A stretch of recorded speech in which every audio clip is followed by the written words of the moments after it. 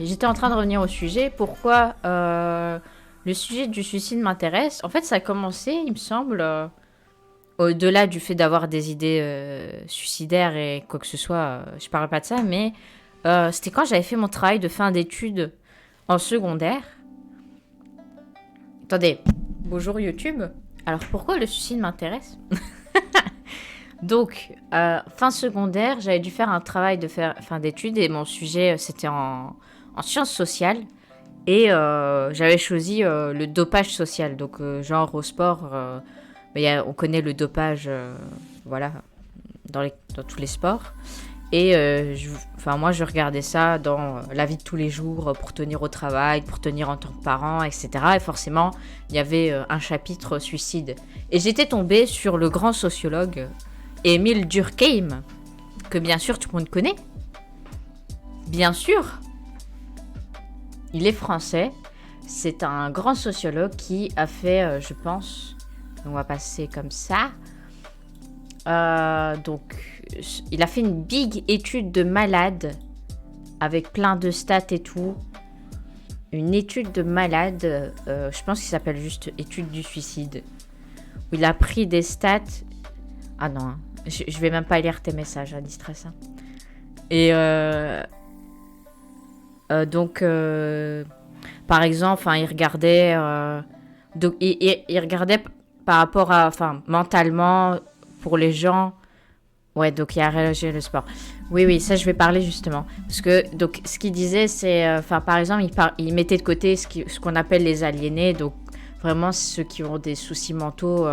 Je parle pas de dépression, hein, mais qui sont un peu, psychotiques, névrosés, et que, voilà, il y a parce qu'il y a le fait aussi que par exemple, les schizophrènes, ils sont un peu, ils ont une attirance envers l'idée de la mort, etc. Par exemple. Et aussi, dans ses stats, donc il a recueilli les stats de plein de pays, c'était encore la Prussie et tout ça. Il regardait, par exemple, pour un même pays, c'était l'Allemagne ou la Suisse, où il y avait plusieurs religions. Quand tu vois des Arabes barbus courir, c'est pas pour rien. Ouais, attendez. Ah, oh mon Dieu. Oh mon Dieu. La Prussie, si j'ai envie de dire la Prussie, j'ai la Prussie parce que j'ai pensé à Russie, ok? Donc, par exemple, il parlait d'un pays où la culture est plus ou moins la même. Et il regardait les stats chez les protestants et les stats chez les catholiques et il voyait que c'était pas les mêmes chiffres. Donc, il étudiait les facteurs un peu sociaux, je ne sais pas comment il les appelait, où il disait, les gens qui sont plutôt, qui croient en je ne sais pas quel type de religion, etc., ont moins tendance à se suicider et des choses comme ça. Donc, en fait, c'est une grosse étude qu'il a faite. Et il avait sorti une théorie que, moi, dans ma tête, je m'étais dit, waouh! Je sais pas, ça m'a un peu... j'étais là, impressionnant. Je vais montrer les types de suicides selon Durkheim. On va bien commencer. Hein. Après, on va regarder une vidéo des mêmes que j'avais montré la dernière fois. Elle était bien, mais je me souviens plus trop ce qui se disait. Donc, je vais pas tout expliquer à l'avance au risque de me répéter. Peut-être que je devrais regarder Wiki à la place. Ouais, j'ai fait mon travail à l'avance. Voilà. Donc, typologie sociologique des suicides. Donc, c'est un truc qui est sorti de l'étude de Durkheim. C'est lui qui a dégagé cette théorie. Je rappelle théorie. Il n'y a pas de vérité absolue, surtout en sociologie et psychologie. C'est classé comme science inexacte, mais franchement, quand on lit son étude, moi j'ai commencé à lire le début, je me suis arrêtée juste avant les facteurs sociologiques, mais c'était déjà, c'était fat quoi. Et j'ai trouvé son travail impressionnant quoi. Toutes les données qu'il a recueillies, etc. impressionnant.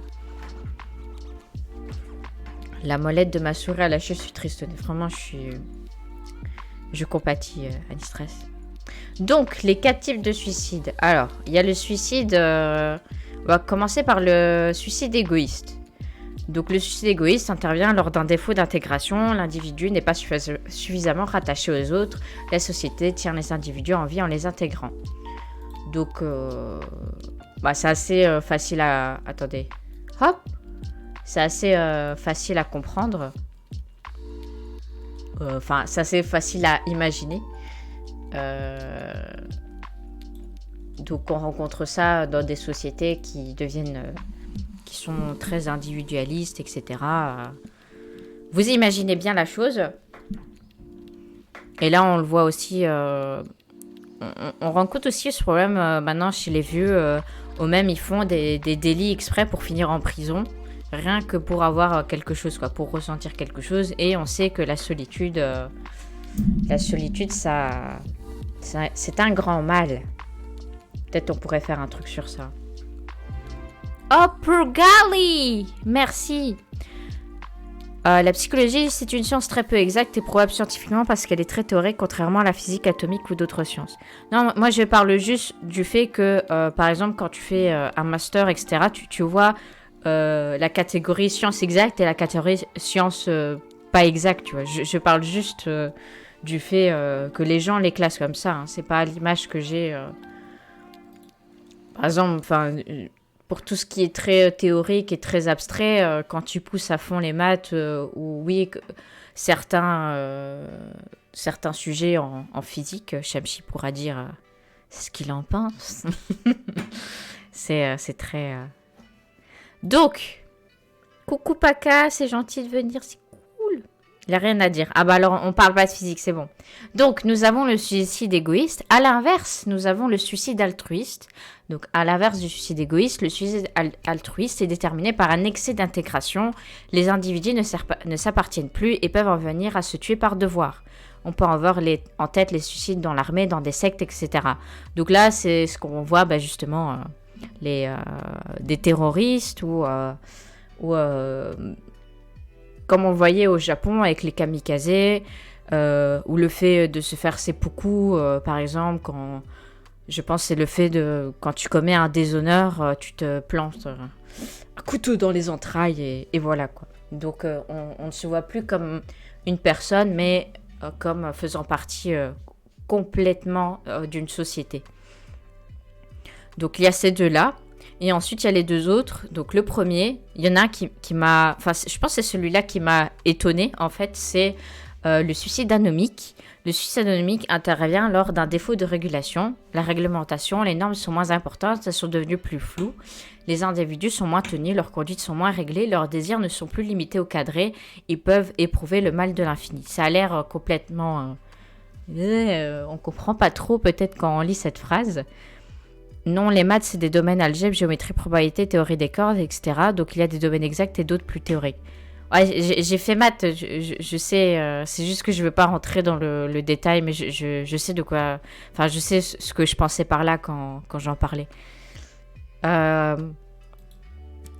exemple, ce qui m'avait étonné, en fait, c'était, par exemple, quelqu'un qui gagne l'euro million.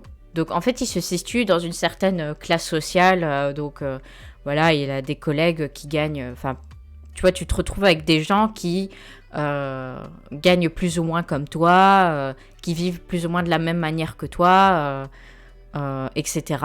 Et en gagnant l'euro million, enfin, quand je parle des sommes assez astronomiques, ils se retrouvent projetés dans une autre classe complètement différente.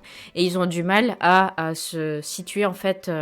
là-dedans. Et le fait d'être perdu de ne plus avoir ces repères-là peut mener la personne au suicide. Et donc, c'est ça qui m'avait... ça m'avait un peu choqué. Enfin, pas dans le sens, ouais, mais l'argent, ça apporte le bonheur.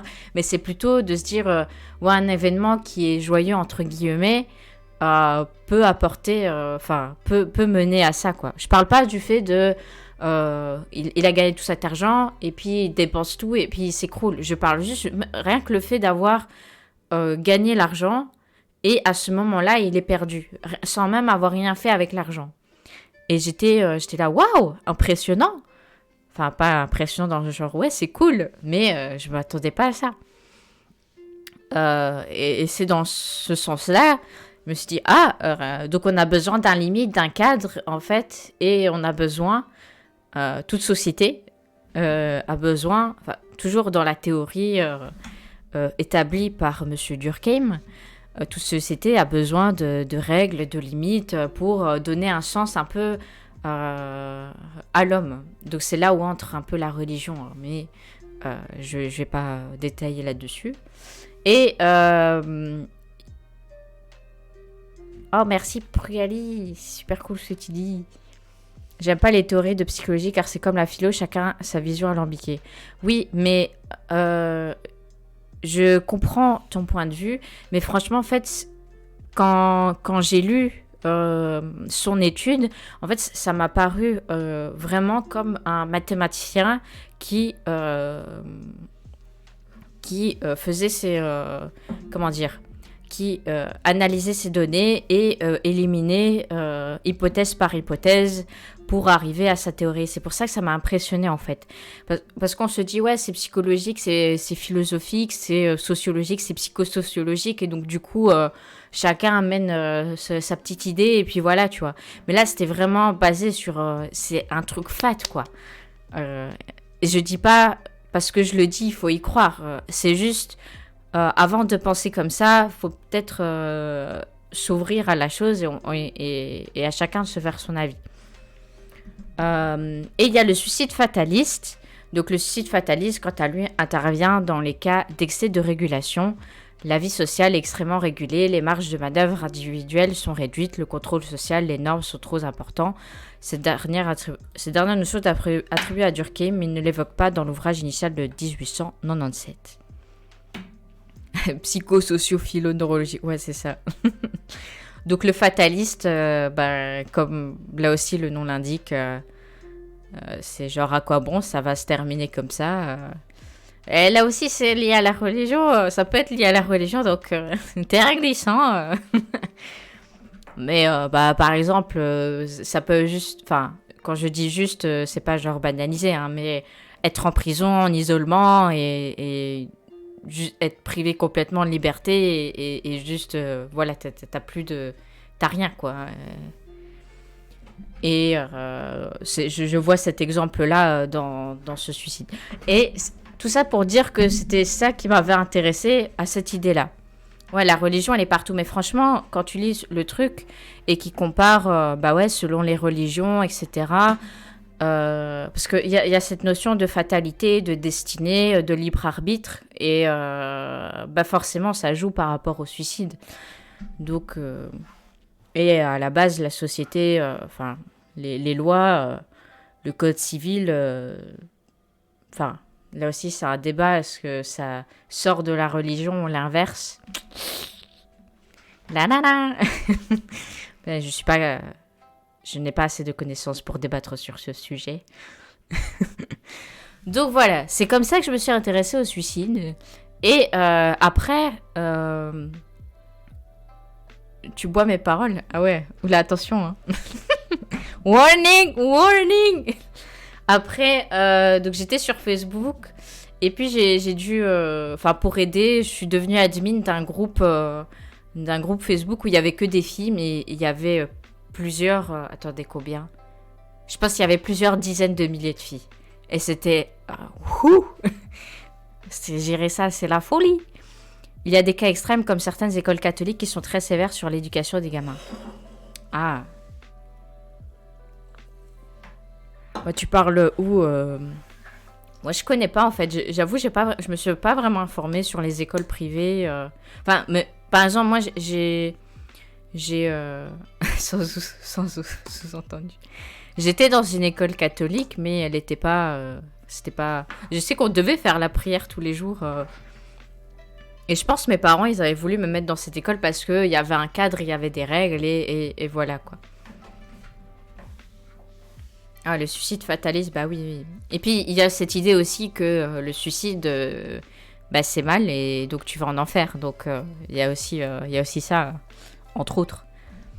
Quand la vie est trop gérée, c'est compliqué. Voilà. Mais c'est pour ça que je parlais de cette théorie-là et que c'est ça qui m'avait intéressée. Et donc oui, j'en revenais à mon groupe Facebook et on avait mis un système comme quoi s'il y a des filles qui voulaient poster des messages pour se faire aider, elle pouvait demander aux admins de faire passer ça anonymement. Et en fait, je me suis rendu compte qu'il y en avait plusieurs qui parlaient de situations et du fait qu'elles étaient tellement mal qu'elles pensaient au suicide, idées noires, etc. Et donc ça revient encore une fois. Et du coup, après ça, je sais pas, ça m'intéressait encore.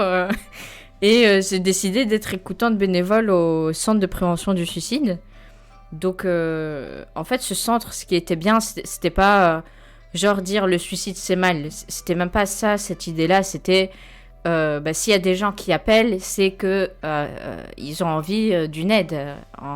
Ils ont envie d'une aide et ils ont envie d'être qu'on leur fasse de la prévention, quoi. Mais le but, c'était pas de les conseiller ou de leur dire fais ci, fais ça, parce que ça ne marche pas. Quand tu dis à quelqu'un, quand tu conseilles quelqu'un, en fait, et surtout que tu ne connais pas la personne, ou même en la connaissant, tu la conseilles, en fait, tu appliques juste tes idées sur la personne.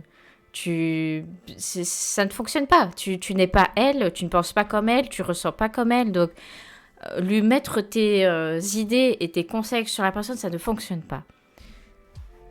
Ça se voit que t'es vieille pour être sur Facebook, ouais. J'étais à l'UNIF, je pense. J'étais à l'UNIF quand je gérais ce groupe.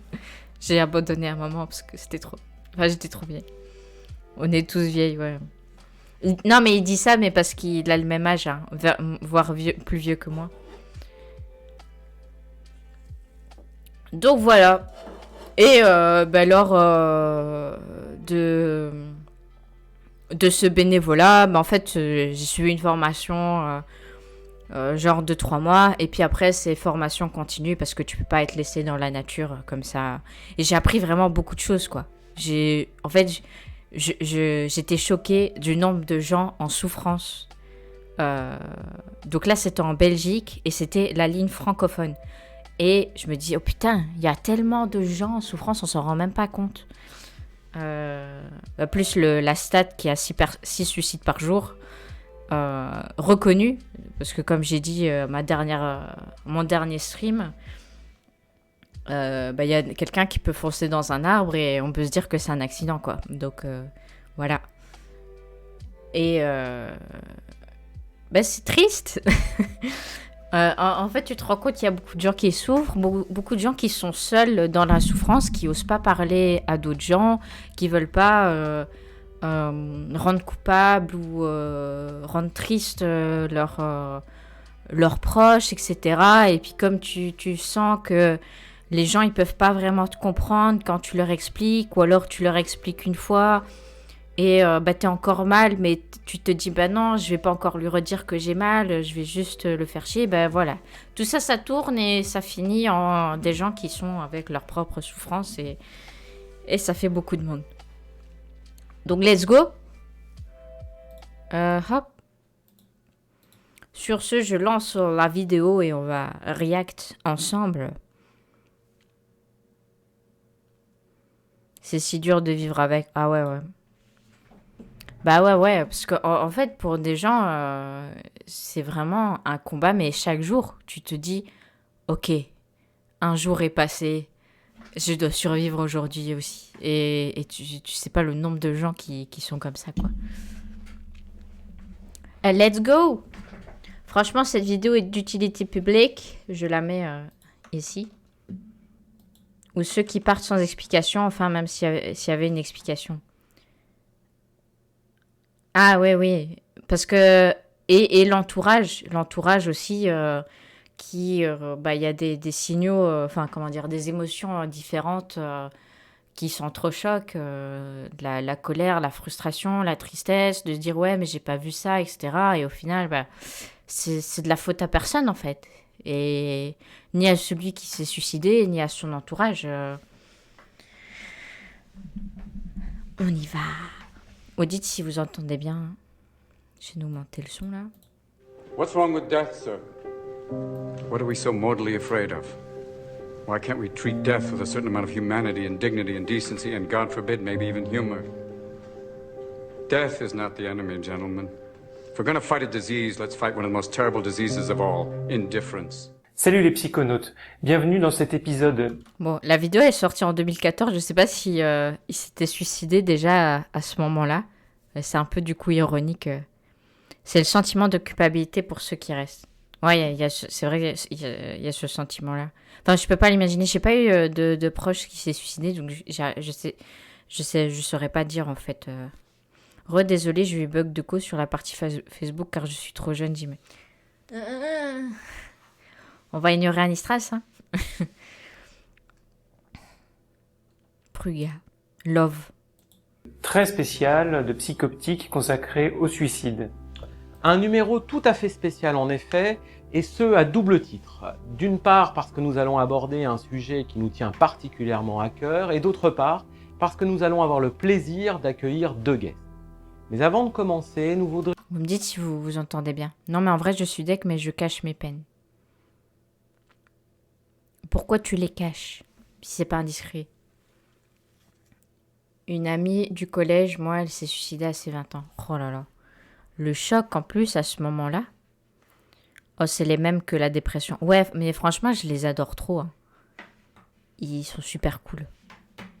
Mais il y a un autre youtubeur, je pense qu'il est soit psychologue ou psychiatre, qui fait aussi des trucs, mais il est un peu décalé, donc c'est marrant.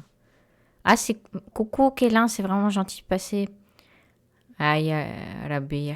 Oui. Désolé, le sujet, je vais pas rester. Hein. Comme tu le souhaites, c'est toi qui choisis, y a pas de problème. Ouais, et je pense qu'ils vont parler aussi de la contagion. De la contagion par rapport à la dépression. Ouais, surtout que personne n'a compris. Gros bisous Kélin, bisous. Bah, ces personnes-là non plus, je pense pas que... Enfin, nous verrons. Je vais... Parce qu'ils vont sûrement citer tout ce que je vais dire, en fait. Nous voudrions prendre juste un petit peu de temps pour nous adresser à ceux et à celles qui nous regardent en ce moment et qui peut-être ont des idées suicidaires. Rassurez-vous, il ne s'agit pas de vous faire un sermon. On souhaite simplement vous transmettre des messages qui nous semblent importants. Tout d'abord, ne faites rien aujourd'hui. Prenez votre temps.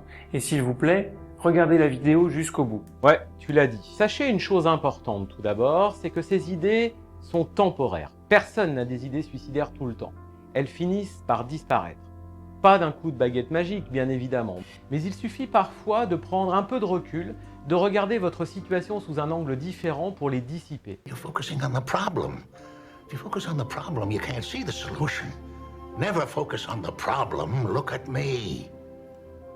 Le suicide est bien souvent une solution définitive face à des problèmes qui, eux, sont temporaires. En plus, se suicider n'est pas vraiment un choix.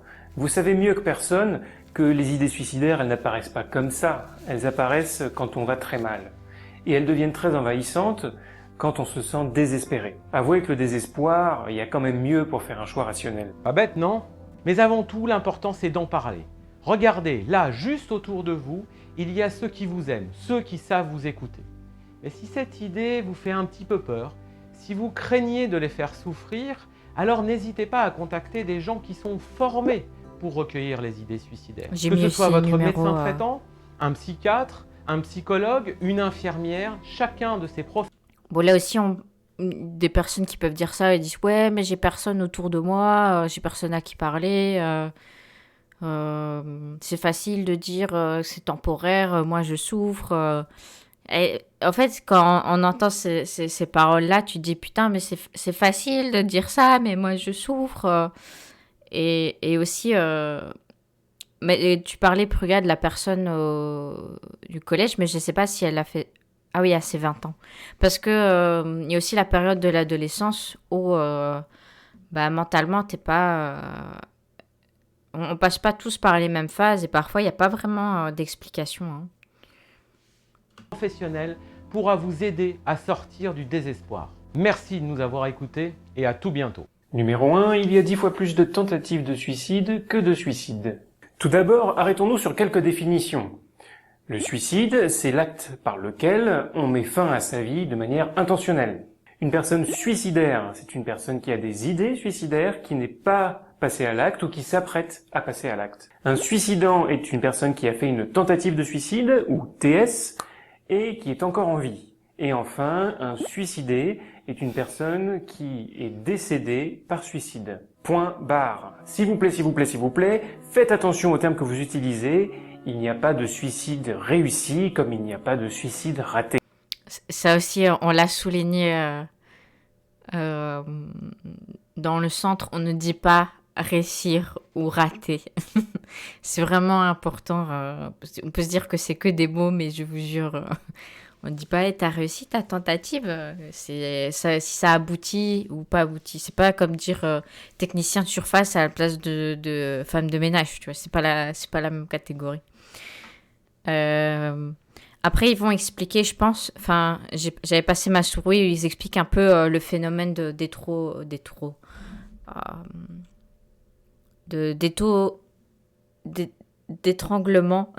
En fait, ce qui amène au suicide, du pourquoi ils disent que c'est temporaire, en fait. Et je pense que j'ai dit ce que je voulais dire ici. Ouais, il y a surtout des occasions ratées d'aider quelqu'un, et ça fait vraiment chier. Ici, les mots sont importants parce que c'est à travers eux que sont véhiculées tout un tas d'idées reçues sur le suicide, idées reçues d'ailleurs tout à fait contradictoires. Qu'il faut beaucoup de courage pour passer à l'acte, ou au contraire, qu'il faut être sacrément lâche pour abandonner ses proches. Bien sûr, la réalité, elle, est beaucoup plus complexe. Ouais, là aussi, c'est vraiment important. La personne n'est ni courageuse, ni lâche. C'est un cliché qui est véhiculé, c'est bien dommage. En fait, la personne qui le fait, elle a... C'est même pas qu'elle a choisi de le faire, c'est... elle voit plus que ça, en fait, comme solution. Mais on va voir plus en détail après. Mais elle voit juste, tu vois, c'est genre... t'as la souffrance et t'as un tunnel et tu vois plus que suicide à ce moment-là et tu le fais, quoi. Donc, c'est peut-être... Il n'y a pas de courage ou lâcheté, c'est genre, il n'y a que ça. Je déteste les gens qui disent qu'ils sont lâches. Ben oui, mais il y a des gens qui comprennent pas vraiment et il y a aussi peut-être de la colère derrière. Hein. Mais revenons aux chiffres. Et qui de mieux que notre premier guest, notre prof préféré de la chaîne Parlons Histoire, pour nous les commenter? En moyenne, dans le monde, 11,4 personnes se suicident pour 100 000 personnes. Alors là, je t'entends déjà me dire... Ah bah ça va, 11 personnes sur 100 000, c'est Non, peu. une personne qui saute la vie est toujours, et quoi qu'il arrive, une personne de trop. De plus, ce chiffre est pour une moyenne de 100 000 personnes, sachant que la population mondiale est de 7 249 401 104 personnes le mercredi 8 octobre. Cela nous fait un total d'environ 804 000 personnes qui se suicident chaque année dans le monde. Est-ce que ça fait toujours trop peu ? Non. Bon, le suicide aujourd'hui fait davantage de victimes que les guerres et les catastrophes naturelles réunies, et cela concerne le monde entier avec toutefois de profondes disparités. Si le taux mondial se situe à 11,4 personnes pour 100 000 personnes, l'Asie du Sud-Est est la région la plus durement touchée avec une moyenne de 17,7 personnes pour... Bon, après, j'imagine que dans certains pays non développés, je sais pas si c'est vraiment correctement comptabilisé non plus, quoi. 100 000 personnes. On peut voir aussi que ce taux est plus élevé dans les pays riches, en moyenne 12,7 personnes pour 100 000 personnes, que dans les pays pauvres, 11,2. Et en France alors ? Revolver, une seule balle, la deuxième ne sert à rien. Somnifère, plus classique, champignons vénéneux ou encore lame de rasoir. En 2012, la France a un taux de suicide pour 100 000 Oui. personnes de 12,3. Donc, elle se situe dans la moyenne haute de la planète. Ça ne paraît pas beaucoup comme ça, mais ça fait quand même 28 imagine décès par l'Inde, jour dus au suicide et près de 700 tentatives de des pays suicide chaque d'Afrique jour noire, en France. Au total, c'est plus de 10 200 personnes en France qui se sont donné la mort en 2013. Autre chose, le suicide est sexiste. En effet, s'il y a plus d'hommes que de femmes qui meurent par suicide, il y a plus de femmes que d'hommes qui commettent des tentatives de suicide. Et il n'y a guère que la Chine en 1999 qui faisait... Et bon, on vont sûrement en parler, mais je le dis quand même maintenant. C'est à cause de l'ignorance, comme on avait dit au dernier stream, on peut pas complètement comprendre quelque chose quand on ne le vit pas. Ouais. Mais c'est pas pour ça qu'on peut pas faire la prévention. Et oui, ils vont sûrement le dire, mais faire une tentative de suicide, c'est pas dire oui, c'est pour attirer l'attention, etc. Toute tentative de suicide, même si c'est prendre plein de médocs qui, tu sais, ne vont pas te tuer, c'est il faut prendre ça de manière... il faut s'inquiéter pour ce geste-là et agir, quoi. Parce que... et vraiment, c'est pour attirer l'attention, c'est du bullshit. Vraiment bullshit, quoi. Il n'y a pas d'attirer l'attention. Quand la personne, elle fait ça, elle est dans le mal. Enfin, je sais pas quoi dire d'autre. Et oui, et dans les stats, ce qu'on a appris, c'est que une écrasante majorité de personnes qui commettent des tentatives de suicide, au moment où elles le faisaient, regrettaient d'avoir fait ce geste. D'où le fait qu'il parle d'idées temporaires, parce que souvent, c'est sur une pulsion, un moment de souffrance, etc. Et c'est sur ce moment-là, hop, où tu agis et tu fais la chose, quoi. Tu commets le suicide. Faisait figure d'exception dans le monde, même si aujourd'hui, cette différence a tendance à disparaître. Donc tous les âges sont concernés, on peut voir néanmoins que le pic de suicide en France se situe entre 45 et 54 ans. C'est quand même chaud, hein. Il y a vraiment une crise de la quarantaine. Et vous voyez comment ça remonte ici, là, de 75 à 84, quand même. Moi, je trouve ça impressionnant. Et dans l'étude du suicide d'Urkheim, les gens, ils se suicident plus le jour que la nuit. Ça aussi, ça m'avait étonné. Parce que tu te dis, ouais, c'est la nuit, t'es tout seul, etc. Mais en fait, non, les gens se suicident plus en journée. Une note positive pour terminer malgré tout, le taux de suicide en France, il y a 15 ans, en 1990, était de 20,3 personnes pour 100 000 personnes, ce qui était très très élevé. Il y a 2 ans, en 2012, lorsque ces statistiques ont été établies, on peut voir que le taux est redescendu à 11,4. Ouais, on peut se dire que les adolescents sont plus concernés, mais c'est parce que... je pense que ça peut paraître plus violent parce que... on imagine, tu vois, l'adolescence comme un état vraiment horrible où tu peux faire des crises, etc. Où il y a des scarifications ou d'autres méthodes ou des jeux bizarres que les jeunes font entre eux. Tous les comportements à risque, en fait, qui peuvent venir avec l'adolescence. Mais voilà.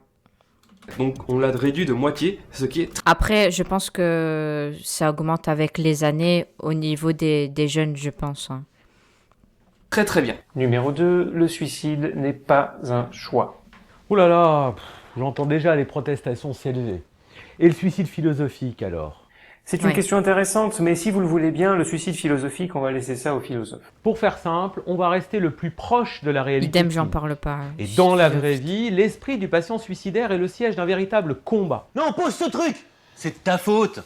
Non, ne fais pas ça! C'est ta faute! Pose-moi ça! Arrête tout de suite! Non! Non! C'est ta faute! C'est Non. de ta faute! Arrête! Bon allez là, stop, on va se détendre, hein! Mais t'es qui, toi? Ce combat, nous, on l'appelle l'ambivalence. L'ambivalence, c'est la présence simultanée de deux idées contradictoires. Je me l'achèterais bien, la PS4, quand même. Ouais, tu parles quand ils sortiront des jeux. T'es pas un pigeon, quand même. Tu vas pas juste l'acheter parce que Sony te dit de le faire. Tu vas pas écouter l'autre coincé, non? De toute façon, ils vont les sortir, les jeux, sois patient. T'as une belle place sur l'étagère. Et surtout, il y a la démo du prochain Silent Hill en exclu. Ouais, une démo! N'importe quoi, hein. Et l'ambivalence, l'être humain déteste ça. C'est un conflit interne insupportable qu'on cherche tout prix à résoudre, même si ça nous amène à faire le mauvais choix. Et lorsqu'on est en crise suicidaire, les solutions pour s'en sortir se battent en duel avec les idées de mort. À un moment où on est particulièrement fragile, comme dans un entonnoir, il y a de moins en moins de place pour les solutions, alors que les idées de suicide restent présentes. Et lorsqu'on se retrouve dans le goulot d'étranglement, les idées suicidaires sont omniprésentes, et c'est à ce moment-là que le risque de passage à l'acte est le plus à craindre. Omniprésent. Voilà, c'est vraiment ce qu'on doit retenir quand une personne est dans le mal. Imagine Jean-Pierre, 45 ans, par exemple, il a perdu sa mère quand il avait 8 ans, au boulot, ses collègues, ils sont pas sympas, son chat est mort la semaine dernière, et tu vois, il y a tous ces petits... tous ces petits, façon de parler, toutes ces choses qui sont dans sa tête et qui lui procurent pas une stabilité mentale. Et donc, il est dans le mal. Et en fait, tu vois, tu vis ta vie et puis hop, il y a dans un coin de ta tête, il y a hop le mot suicide qui te vient à l'esprit, tu vois. Ah, pourquoi pas me suicider? Et c'est juste, tu vois, ça traîne dans ta tête, tu vois. Et parfois même ça peut partir, genre t'es allé au ski, t'as bien profité, t'as pas du tout pensé à ça, et puis après hop, ça te revient insidieusement. Et il y a des moments où tu vas te sentir plus en plus mal, enfin plus en plus mal, ou une soirée où voilà, tu repenses un peu à ça, ou même sans même y repenser à tes problèmes, tu te sens juste mal. Et tu dis, comment je peux régler ça? Et dans ta tête, tu as des solutions. Et le suicide, il prend de plus en plus la place. Et au début, tu n'avais pas vraiment... tu avais juste une image abstraite du suicide. Et petit à petit, tu te dis, ah ouais, je prendrais bien une corde pour le faire. Ah ouais, j'imagine, oui, je mettrais la corde dans le grenier, je l'attacherais comme ça, j'irais prendre ce tabouret. Petit à petit, en fait, c'est ce qu'on appelle l'idéation du suicide, où là, tu te fais vraiment une image correcte. Quand je dis correcte, c'est vraiment réaliste de comment tu vas faire ça. Et plus c'est réaliste, et plus tu te dis, oula, c'est danger, danger, danger. Là, c'est que c'est inquiétant quand la personne a vraiment une image très précise de comment elle va se suicider. C'est que tu es plus proche du goulot d'étranglement. Je sais pas, je me trompe la manière de le prononcer. Et puis à un moment, il y a un soir où tu vas te sentir hyper mal, et tu as juste envie que ça s'arrête, et tu seras là, quoi. Et c'est là où on te dit, en fait, il faut jouer sur l'ambivalence. Donc, quand j'étais écoutante, par exemple, il y a une personne qui appelle, elle est en pleine crise et tout. Et en fait, on va discuter de ça, tu vois. On va discuter du suicide, voir voilà, comment est-ce que tu imagines le suicide. Parce qu'en fait, tu nommes la souffrance, tu nommes comment il va faire ça, etc. Ça va pas lui donner plus envie de le faire que de lui poser la question, tu vois. Il a déjà tout ça en tête. Et après, tu dis, ouais, mais en fait, qu'est-ce qui fait que tu appelles, en fait? Qu'est-ce qui fait que tu m'en parles par exemple, si c'est dans une autre situation, parce que là, je parle de quelqu'un au téléphone, pour prévention suicide, parce que malheureusement, tout le monde n'appelle pas. Et tu dis, pourquoi t'en parles, en fait, et qu'est-ce qui te fait rester? Et donc, là, souvent, il y a des arguments, c'est, ouais, mais j'ai pas envie que ma famille, elle se sente mal à cause de moi, etc. Et c'est là où tu discutes de ces idées-là, en fait. En fait, tu discutes sur ce qu'il y a à travailler. Donc, pas toi, c'est pas toi, en fait, qui va lui dire, ouais, mais, et ta famille, elle va être triste, pense à ta femme, pense à tes enfants. Enfin, c'est pas comme ça que ça marche. En fait, tu travailles avec ce que la personne pense, mais pas ce que tu penses, toi, de sa vie. Parce que tu n'as pas les mêmes valeurs, tu ne vis pas ce qu'elle vit, rien du tout, tu vois. Peut-être la personne, elle va même pas parler de sa famille, elle parlait d'un tout autre sujet, je sais pas. Je sais pas si... Ouais, je sais qu'il y avait une vieille personne qui m'avait parlé, et c'était son chien, en fait. Elle me parlait de son chien qui allait être tout seul, etc. Enfin, voilà, quoi. Et il y a des choses comme ça, mais après, il y a des situations où c'est juste... tu sais pas quoi dire. À un moment, j'avoue, je savais pas quoi dire, parce que c'était une personne qui aimait bien vivre en forêt. Enfin, voilà...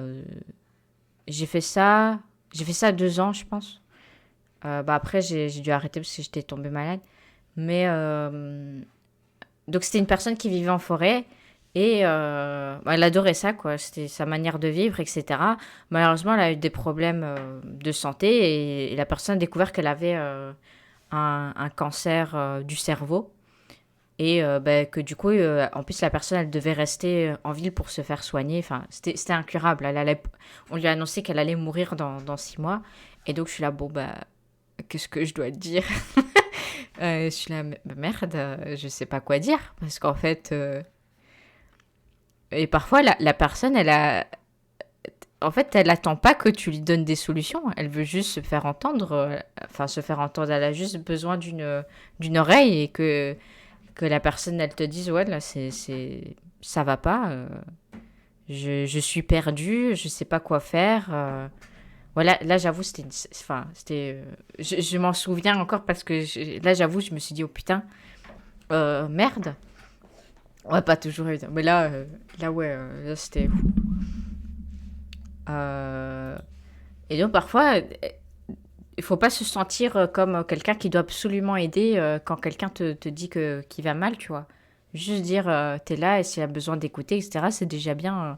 Parce que la personne qui m'appelait, je pense pas qu'elle essaie qu'elle essaie que je lui trouve une solution. Parce qu'il n'y avait pas de solution en soi. Je pense que c'était le fait, c'est de finir en paix avec sa situation et voilà, quoi. Parce qu'elle se disait, ouais, bah autant retourner dans la forêt, parce que comme je vais de toute façon mourir, bah j'ai envie de mourir dans mon habitat, pas mon habitat naturel, mais qui me rend plaisir, quoi. Et c'est à ce moment-là que le risque de passage à l'acte est le plus à craindre. Ce goulot d'étranglement n'est ni plus ni moins qu'une illustration du désespoir. Oui, et avec ce goulot d'étranglement, bien comme en fait il disait plutôt que c'est temporaire, c'est que dans ces moments-là où tu es en grosse souffrance, c'est pas possible. Bah, par exemple, à un moment, comme j'ai dit, je suis en dépression, et à un moment, j'avais vraiment des douleurs mentales, mais c'était super douloureux.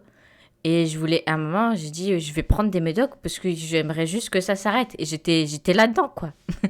Après, on dit, ok, je vais aller aux urgences. Et hop, tu reviens dans cette case-là. Parce que t'as la solution urgence et la solution... parce qu'au final, c'était même pas t'as envie de te suicider. Tu dis juste, j'ai envie que ça s'arrête. Souvent, les gens, en fait, qui parlent, enfin, qui commettent, qui se suicident, ils veulent arrêter la souffrance. Ils veulent pas mourir. Ils veulent arrêter la souffrance. Là aussi, c'est une grosse nuance. Et qu'on se dit pas, en fait, la personne, elle veut juste plus souffrir. Elle peut plus continuer comme ça. Et ni plus ni moins.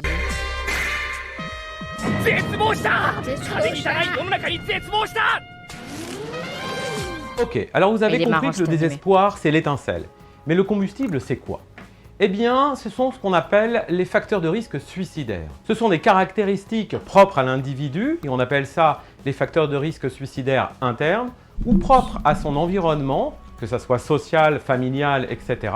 Et on appelle ça les facteurs de risque suicidaires externes. Par exemple, dans The Hours de Stephen Daldry, les personnages interprétés par Nicole Kidman, oui, c'est bien elle, et Ed Harris sont des illustrations parfaites des facteurs de risque internes. Ils sont tous les deux malades. Le personnage de Nicole Kidman est atteint d'une maladie mentale, probablement un trouble bipolaire, c'est une notion sur laquelle on reviendra, et le personnage de Ed Harris souffre du sida. Ils représentent d'ailleurs des facteurs de risque internes très très importants, les maladies physiques et les maladies mentales, parmi lesquelles surtout la dépression et les addictions. Mais un autre facteur de risque très important est la présence dans l'enfance de maltraitance physique et sexuelle. Un mot sur l'homosexualité du personnage de Ed Harris.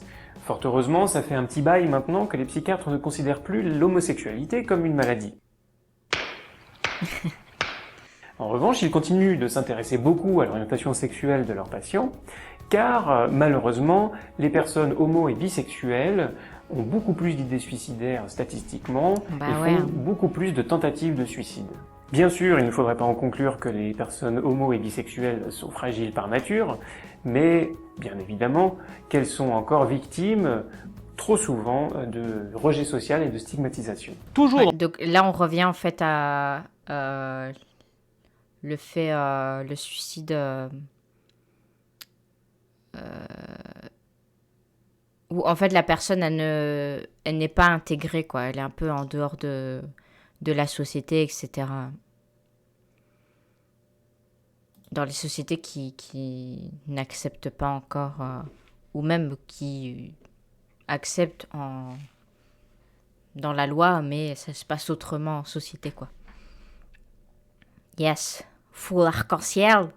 Dans ce même film, Julianne Moore accumule ce qu'on appelle les facteurs de risque externes, c'est-à-dire ces éléments qui nous entourent et qui peuvent nous fragiliser. Elle y interprète une femme au foyer qui vit dans une banlieue résidentielle des années 50, l'horreur, où elle suffoque dans son rôle de mère et d'épouse. Son mari est un bon époux, Avec les meilleures intentions du monde, il l'enferme peu à peu dans une cage dorée. Il ne voit pas qu'en fait, la vie qu'ils mènent tous les deux est une vie qui est le reflet de son propre désir à lui et que sa femme, de l'autre côté, s'étiole progressivement. Les facteurs de risque externes qui ont le plus de poids sont l'isolement social, le chômage et les événements de vie douloureux, en particulier les deuils, les séparations, mais surtout le psychotraumatisme. Bref, vous l'aurez... En fait, tout ce qui te met un peu dans la marche de la société aussi, hein. Faut se dire, les traumas que tu as subis aussi quand tu es jeune, tu te dis, ouais, à qui je peux en parler? Parce que tu vois autour de toi, tu as l'air de voir, surtout quand tu es plus jeune, tu dis, ouais, mais tout le monde a l'air heureux, qu'est-ce qui se passe? Alors que moi, je suis malheureuse, qu'est-ce que je peux faire? Je peux en parler à personne, je me sens seule, et donc tu es un peu seule dans ta douleur. Et tout le reste. Et ce que je voulais dire aussi, non, mais ça, je pense qu'on va venir après, parce que tu parlais de la personne que... Oui, ouais, regarde, donc tu disais ouais, que tu connaissais quelqu'un qui... On a tous l'air... Ouais, c'est ça. Hein. Mais vraiment, moi, je m'étais dit, vraiment, c'est quand je suis arrivée à l'UNIF que les gens... où je me suis rendu compte, mais en fait, tout le monde a des problèmes. Je ne sais pas pourquoi je ne me rendais pas compte en secondaire. J'étais un peu trop introvertie, je sais pas. Réservée plutôt. Et oui, Pruya, tu parlais de ton ami du collège qui s'était suicidé. Ça arrive aussi que des personnes, pendant mon bénévolat, des personnes appellent et ils parlent juste entre guillemets... Vous savez, quand Morane est morte et qu'il y avait une suspicion de suicide, le jour-là, je crois que c'était le lendemain ou le jour même, je faisais ma garde. Et il y a plusieurs personnes qui m'ont appelé où ils parlaient de ça. Parce qu'en fait, le fait... je suis sûre qu'ils vont en parler. Que le fait d'avoir quelqu'un dans l'entourage ou une célébrité, entre guillemets, ça te fait travailler le cerveau, quoi. C'est pour ça qu'il y a une loi, ça je sais qu'elle est là en France, en Belgique je ne sais pas trop comment c'est, où il y a une manière de présenter les choses quand une célébrité s'est suicidée. Parce que il faut le faire d'une certaine manière avec de la prévention. On ne peut pas annoncer ça n'importe comment, sinon ça peut déclencher, comme il s'est passé avec, c'était qui Marilyn Monroe ou Kurt Cobain, je crois qu'il y a eu une vague de suicide suite à l'annonce, quoi. Vous aurez compris, The Hour, ce n'est pas un film très très gai, mais c'est un film magnifique qu'on vous conseille fortement. Numéro 3, le suicide est contagieux. Ah bah voilà. Dit comme ça paraît très étonnant. Et pourtant, c'est vrai. C'est ce qu'on appelle l'effet Werther. Pas celui-là, non. L'effet Werther, du nom du héros du roman de Goethe, Les souffrances du jeune... Non, c'était pas un suicide au final. Je sais plus c'était quoi, mais c'était pas ça. Mais je sais qu'il y avait une... C'était flou, tu vois. On ne savait pas encore, et donc ça parlait suicide, et puis... une mauvaise manière, hein, parce qu'au final, il y avait des gens qui ont appelé. Le club des 27 aussi, ça a fait que plein de personnes à 27 ans se suicidaient aussi. Ouais, avec Amy Hendrix. Werther, qui publié en 1774, ouais, je crois que c'est un problème médical, aurait été responsable d'une vague de suicides dans toute l'Allemagne à l'époque. Et cet effet est tellement pris au sérieux donc là, c'est carrément un livre. Dans toute l'Allemagne, publié en 1774, aurait été responsable d'une vague de suicides dans toute l'Allemagne à l'époque. Et cet effet est tellement pris au sérieux qu'il existe dans certains pays, tels la Norvège ou encore les États-Unis, un tas de recommandations à l'usage des journalistes pour éviter la contamination lorsqu'ils couvrent le suicide, et notamment lorsqu'ils couvrent le suicide d'une célébrité. Ceci pourrait peut-être expliquer le fait que récemment, cet effet soit moins souvent observé. En effet, si en 1962, après le suicide de Marilyn Monroe, on a observé une augmentation du taux de suicide aux États-Unis, ou encore en 86 au Japon, après la mort de Yukiko Okada, une célèbre chanteuse de J-pop, on n'a pas retrouvé ce phénomène en 1994 avec la mort de Kurt Cobain, et même on a observé une diminution du taux de suicide à Seattle. On peut ainsi penser que plus les journalistes seront attentifs à la façon dont ils couvrent de tels événements, moins cet effet de contamination sera puissant. Contamination suicidaire, ça me fait penser à un film, mais j'arrive pas à me souvenir, comme si mon esprit refusait que je m'en souvienne. Plastic. Talking to a plastic plant. Ah, ça me revient. C'était nul. Donc, L'autopsie a conclu qu'il s'agissait d'un décès dû à une hémorragie interne, conséquence possible d'une lourde chute dans sa baignoire à la suite de consommation de médicaments. Et le parquet affirme qu'aucun autre commentaire ni détails ne seront communiqués. Ouais, donc en fait, ils ont pas dit suicide, mais bon, il y a des choses, quoi. Michael Jackson style. on n'en parlera pas. On va plutôt vous parler d'un film japonais, Jisatsu Sakura, ou Suicide Club. Et donc, ça parle de... Eh ben non, justement, c'est un film japonais qui ne parle pas de samouraï, qui ne parle pas de yakuza et qui ne parle pas de geisha. Mais ne vous inquiétez pas, il y a quand même des jeunes filles en tenue d'écolière.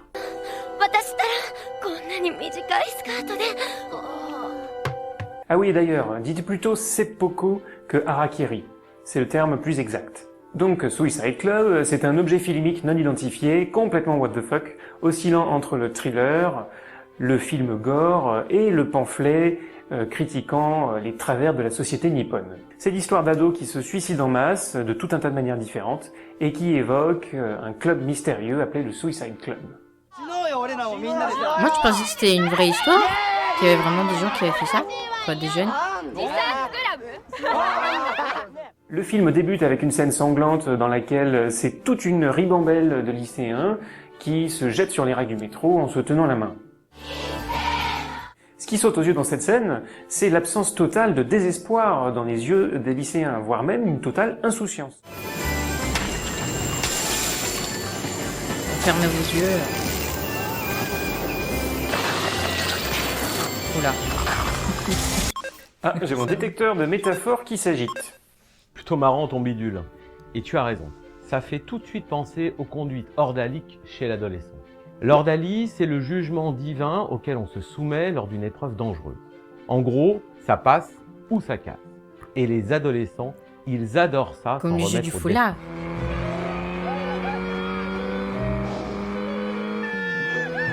On ne vous dévoilera pas la suite de Suicide Club, riche en rebondissements et en pamphlets what the fuck. Tout le monde a envie de voir ce film, bien sûr.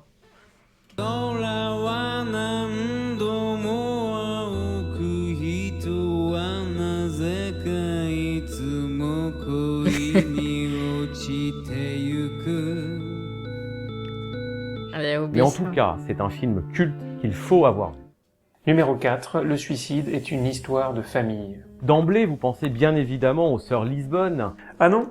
Eh ben maintenant oui. Les personnages du film de Sofia Coppola, Virgin Suicide, qui racontent l'histoire de 5 jeunes filles qui vont mourir de suicide les unes après les autres.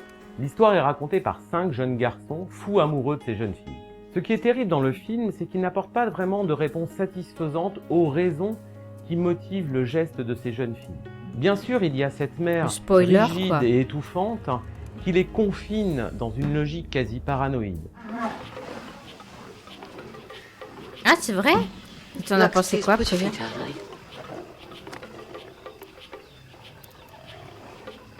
Mais il ne faudrait pas l'accuser. Tu sens déjà le malaise, là, rien qu'avec 2 secondes. J'ai même fait un exposé dessus, enfin, sur la réalisatrice. Ah oui. C'est la fille de l'autre, là. Trop vite.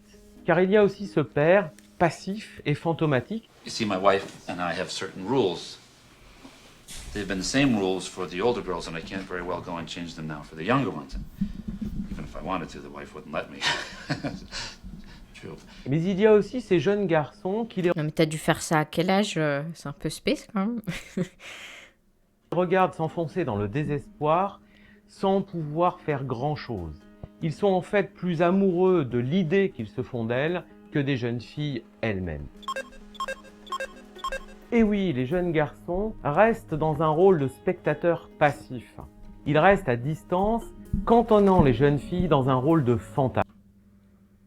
Ouais, dehors, ça me donne envie de le voir.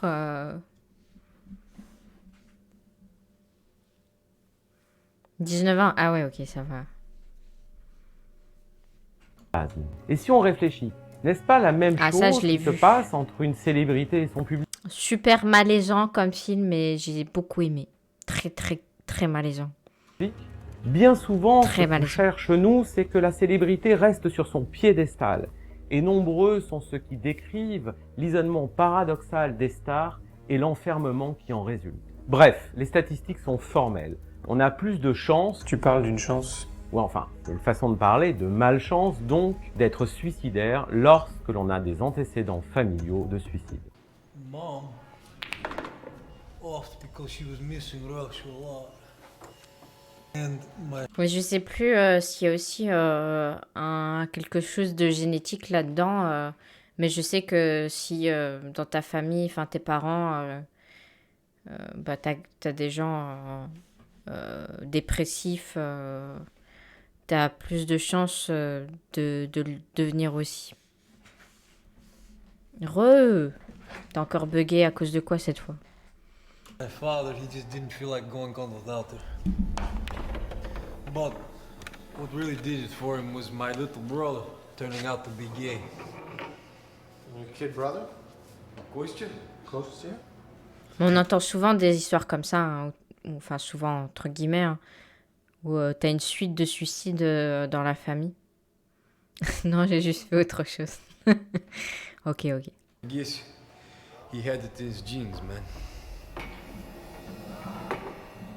Il y a plusieurs raisons à cela. Ce qui nous est transmis de nos parents est à la fois un héritage culturel et un héritage biologique, génétique. Par exemple, si l'un de nos parents souffre de dépression, on peut imaginer que la vie n'a pas été rose tous les jours à la maison et que cela a pu perturber notre développement.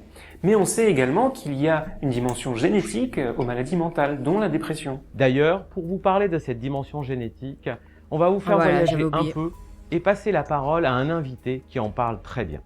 Numéro 5, le suicide est en partie déterminé par les gènes. Léo, c'est à toi. Oh Pour comprendre boy! les bases génétiques du suicide, il faut aller faire un tour dans la Hongrie des années 30. À la sortie de la guerre, la Hongrie subit la Grande Dépression et le moral du pays est au plus bas. À tel point que la ville de Budapest subit une véritable épidémie de suicide. Des patrouilles de bateaux sillonnent le Danube pour sauver les noyés volontaires. Et des clubs de souris Dirty, un verbe. Moi, j'avoue, il a l'air tellement jeune là. Mais moi, je suis amoureuse de lui. Hein. Il est trop beau. sont même créés pour remonter le moral de la population. Et c'est effrayant. Bref, c'est pas la joie, et c'est aussi la période où la fameuse chanson Gloomy Sunday est composée par le compositeur hongrois Récho Seres. Cette chanson est tellement déprimante qu'on l'appelle la chanson à suicide hongroise. Et une légende urbaine prétend Classe. qu'elle a provoqué une vague de suicides à l'instar du roman de Goethe. Même s'il est difficile de quantifier vraiment l'impact de Gloomy Sunday, sa reprise par Billie Holiday pendant la Seconde Guerre mondiale a été interdite aux États-Unis pour ne pas nuire au moral des troupes. Et C'est impressionnant ça quand même. Hein. Il est drôle, mais avec un visage normal, pas beau. Ouais, je le trouve mignon quand même. Mais c'est impressionnant qu'un livre entraîne une vague de suicide et une musique aussi. Ah ouais, c'est mon e-crush à fond. Hein. Et son frère, il est trop mignon aussi. En fait, son frère, comment il s'appelle encore? Merde. Comment il s'appelle? Ah oui, c'est Cola. Tu vois, c'est le genre de gars. Il est où? Je vais juste voir sa tête, moi. Sa gueule, elle est où? Je vais mettre Cola Beam Gaming, je pense.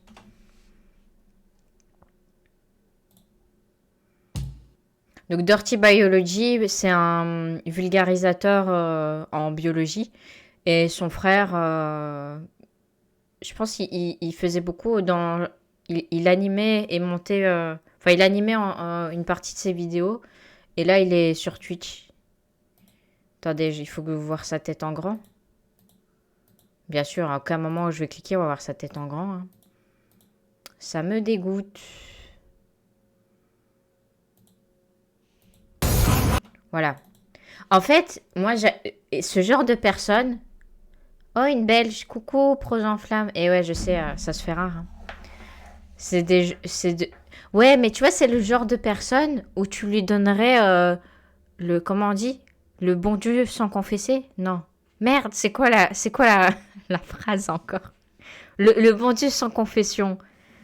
Et c'est injuste, Il y a des gens, genre mon petit frère, vraiment la tête d'arabe et tout, les gens, ils changeraient de trottoir en le voyant. Mais lui, il a une tête de gentil, tu te dis, c'est impossible qu'il fasse du mal à quelqu'un. Là, peut-être pas en voyant cette image, mais moi ça me... Ou là, c'est quoi cette phrase? Mais de quoi, quelle phrase? Donner le bon Dieu sans confession, c'est ça. Comment ça va, pros en flammes?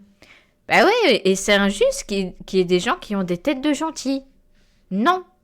Tout le monde devrait avoir une tête de gentil. C'est discriminant. En fait, ça veut rien dire tête de gentil, mais bon. Après, au-delà des stéréotypes, etc., je pense qu'il y a quelque chose de biologique par rapport aux mimiques du visage et à l'anatomie du visage. Hein. Au-delà des stéréotypes, c'est pas possible.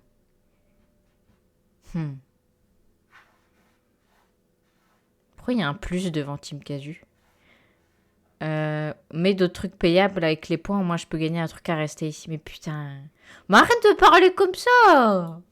T'es méchant! Oui, ça va venir, mais t'es méchant. Donc, on revient au suicide. Elle a également été bannie de la BBC jusqu'en 2000. Tu peux avoir une tête de gentil et être le plus grand des psychopathes. Ah oui, mais non! Ah non, moi je parlais vraiment... Ben oui! Oui, mais ça ne change pas que je pense vraiment qu'il y a un truc biologique par rapport à ça, tu vois, de faire confiance à des gens parce qu'ils ont une tête de gentil. Tu crois que c'est juste les stéréotypes et les préjugés? Vous ne seriez pas d'origine marocaine par hasard? Oh là là, mais t'es fort, toi. Moi, j'ai une tête neutre, ma tête donne envie de meurtre. Je comprends pas, tes deux phrases, elles vont pas ensemble. 2002. Bref, avec cette chanson, les Hongrois ont su partager leur joie de vivre dans le monde entier. L'épidémie de suicide hongrois des années 30 n'était que le début d'une tendance générale qui a duré tout le XXe siècle, avec un pic pendant les années 80. Ce qui est vraiment intéressant, c'est de comparer les suicides hongrois au taux de suicide d'autres pays d'Europe comme la France ou l'Espagne. Au milieu des années 80, il y avait 8 fois plus de suicides en Hongrie qu'en Espagne, et même aujourd'hui, il reste une différence de facteur 4. Ce genre de différence peut s'expliquer avec des facteurs culturels, comme la consommation d'alcool par exemple. Mais rien n'empêche qu'il non merci Anistras. existe également des facteurs biologiques qui entrent en jeu. En effet, certains chercheurs autrichiens et hongrois ont constaté que les suicides en Europe se concentraient plutôt à l'est. Le top 9 des pays suicidaires européens en 1999, c'était la Lituanie, la Russie, la Biélorussie, l'Estonie, la Lettonie, la Hongrie, l'Ukraine, la Slovénie et la Finlande. Les populations les plus suicidaires sont voisines, et les chercheurs remarquent que leur répartition correspond plus ou moins aux extrêmes de répartition des langues finno-ougriennes. Les langues finno-ougriennes sont une famille de langues parlées par des peuples arrivés par l'Oural. J'ai aussi une tête plutôt sympathique, mais mon malheur, et on me l'a déjà fait remarquer, j'ai un comportement aux antipodes de mon physique, et on est toujours méfiant à mes côtés malgré moi. Mais du coup, c'est ton comportement et c'est pas ta tête.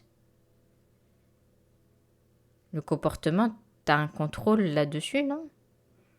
Sois plus précis pour voir ce que tu veux dire par là. Le racisme est palpable, c'est-à-dire... Il y a plus de 4000 ans, dont les descendants sont aujourd'hui distribués en Europe, dans une zone qui correspond très bien au maximum des suicides. Par-delà les différences culturelles entre ces pays, il se pourrait que les descendants de ce peuple aient aujourd'hui une tendance... C'est névrose, il est violent ton mot. Tu veux plus voir des têtes d'arabes? J'ai pas dit ça. Je dis juste que mon frère, on a peur de lui. Moi j'ai une tête d'arabe, genre je veux plus voir ma tête.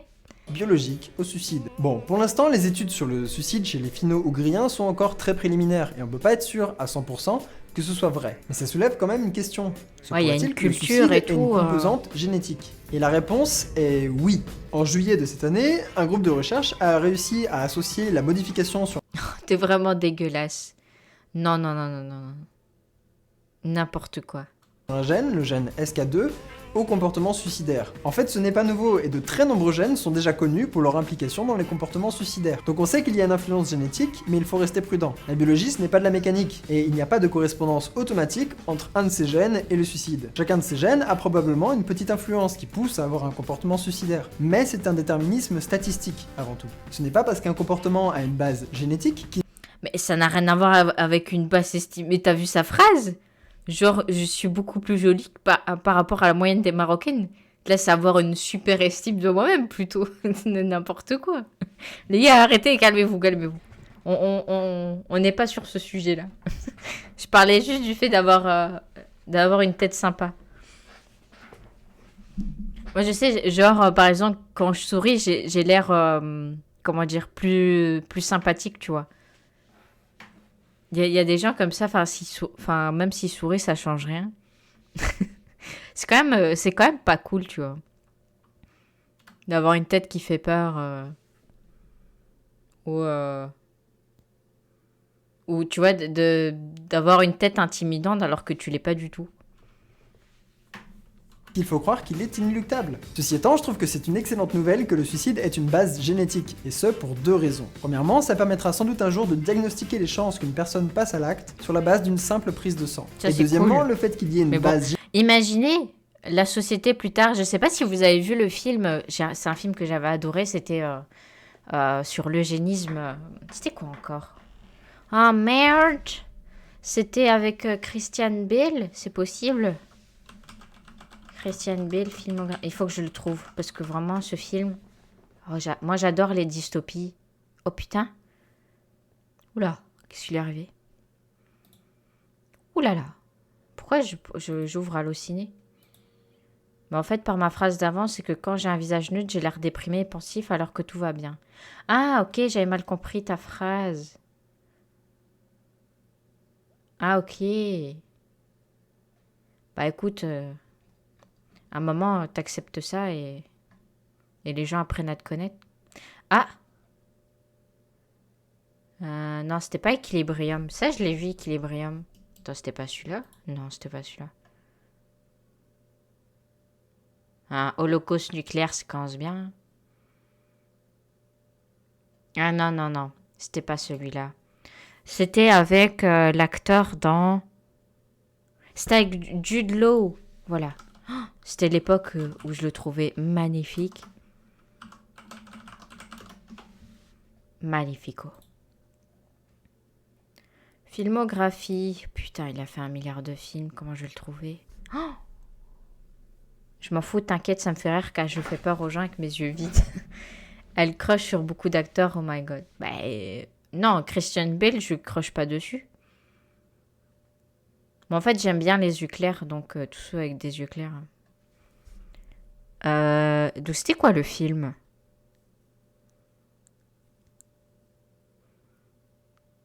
Attendez, je vais t'appeler Jude Law, eugénisme, film. Ah, c'est Bienvenue à Gattaca. Est-ce que vous avez vu ce film? Oh oui, regarde, t'es la meilleure. Oh là là. J'ai des grands pipis marrons vides. moi aussi, je dis... Quand je souris pas, je... Franchement, ce film est génial. J'ai adoré. J'adore.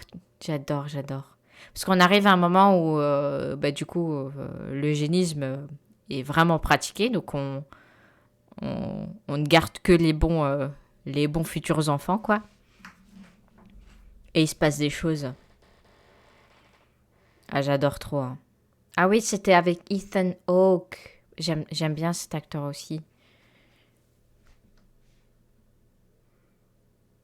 Vraiment, il faut que vous alliez voir ce film-là. Hein. L'eugénisme pratiqué, vraiment? Non, mais dans un film. Hein. Et quand je dis que j'adore, c'est pas que j'adore l'eugénisme pratiqué. De toute façon, maintenant, il y a déjà des cliniques... Il y avait une clinique qui m'avait choquée. C'était... on pouvait cloner animaux Corée du Sud. Je sais qu'il y a une clinique là-bas qui a un service de clonage d'animaux en Corée du Sud. Et je dis là, oh putain, je pensais qu'il y avait un truc éthique par rapport à ça et que c'était interdit. Depuis, comment elle s'appelle, le mouton, c'était quoi son prénom? Je sais pas pourquoi j'arrive sur ce truc.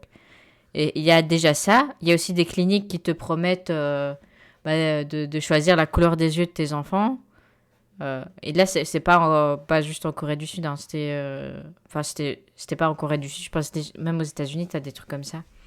Et tu dis, bouh, ça avance petit à petit, quoi.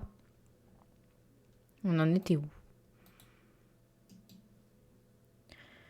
J'ai pas les rêves des acteurs, je garde jamais les noms. Oh, mais à force de les voir... en vrai, est-ce que l'euthanasie, c'est pas du suicide plus éthique aux yeux des gens? Ah, attends, c'est vrai que j'ai pas fait un warning. Quand je parle de suicide, enfin, tout ce que j'ai... tout ce... Oh, je sais plus parler. Tout ce sur quoi je me suis exprimée aujourd'hui, ce n'était pas par rapport à l'euthanasie, parce que moi, je suis pour... Mais bon, après, être pour ou contre, au final, les gens, ils font ce qu'ils veulent. Hein. Si tu pouvais choisir le physique de ton gosse, tu choisirais lequel?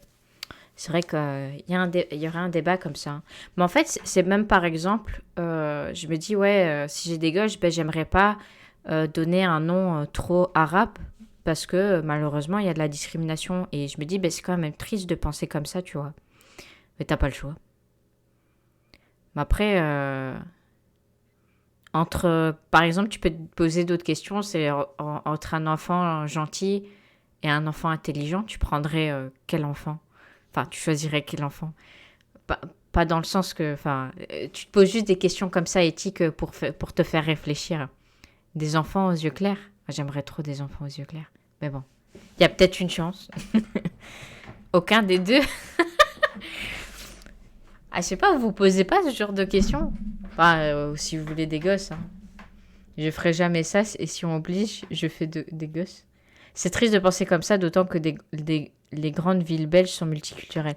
Bah, c'est triste, mais en même temps, tu vois, j'ai des frères qui ont des noms...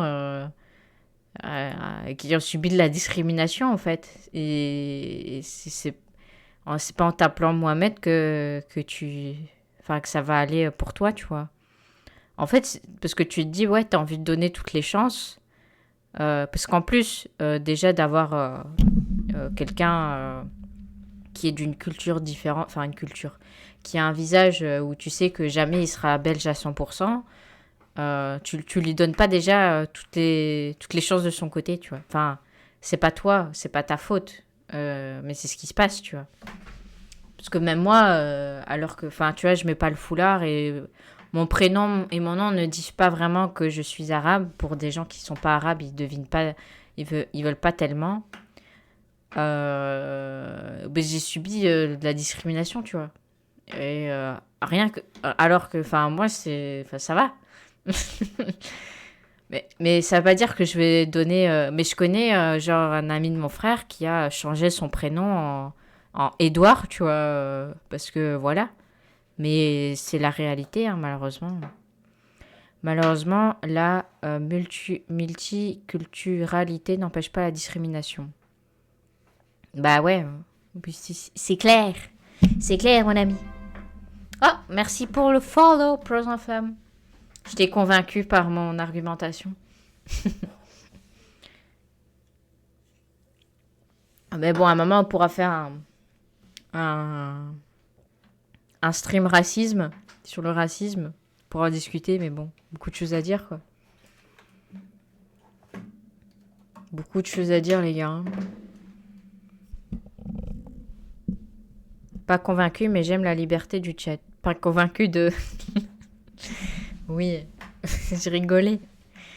Non, mais c'est vrai que en vrai, ton pseudo, c'est l'un des plus bons en arabe, c'est le prénom... Mon pseudo... Ah, c'est mon prénom, tu veux dire. Ah, c'est arabe et perse. Bah écoute, au final, on ne dit plus racisme de nos jours, on dit discrimination orientée. Ah, ouais. Comme on peut plus dire racisé, quoi. Oh. Ouais, bah, merci. La comédienne Clémentine Célarié s'appelle Myriam et c'est quand elle a commencé à la radio, ils lui ont dit de se trouver un autre prénom. Pff. Tu vois, c'est dégueulasse.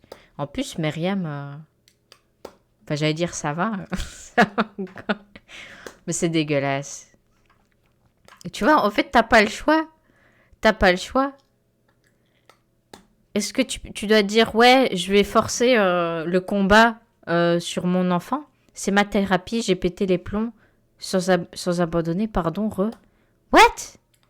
Qu'est-ce qui se passe, Jésus? Myriam, c'est le prénom de ma grand-mère. Bah, Mariam, c'est pas... Attends, c'est quoi encore dans la... Je vais me faire foudroyer, là. Mariam. Islam. Ah, mais putain, je suis débile. C'est Marie. Je suis tellement débile, ça. Putain, c'est Marie. Je suis tellement conne. C'est ma thérapie. J'ai pété les plombs sans un bon... Bah non, j'ai pas de rêve. Je suis un culte. Oui, donc, en fait, les prénoms Mohamed, Marie, Fatima, tout comme ça, ne baissez les bras. Putain, ça vient de quoi, les gars? Dites-moi la ref. Dites-moi la ref. On a le droit aux questions relativement intimes. Bah, tu peux poser, mais ça, je sais pas si je vais y répondre. Mais t'as le droit de poser des questions.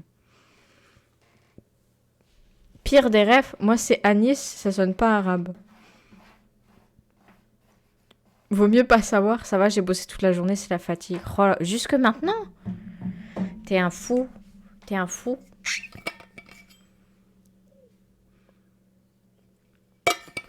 T'as l'air occupé ces derniers jours.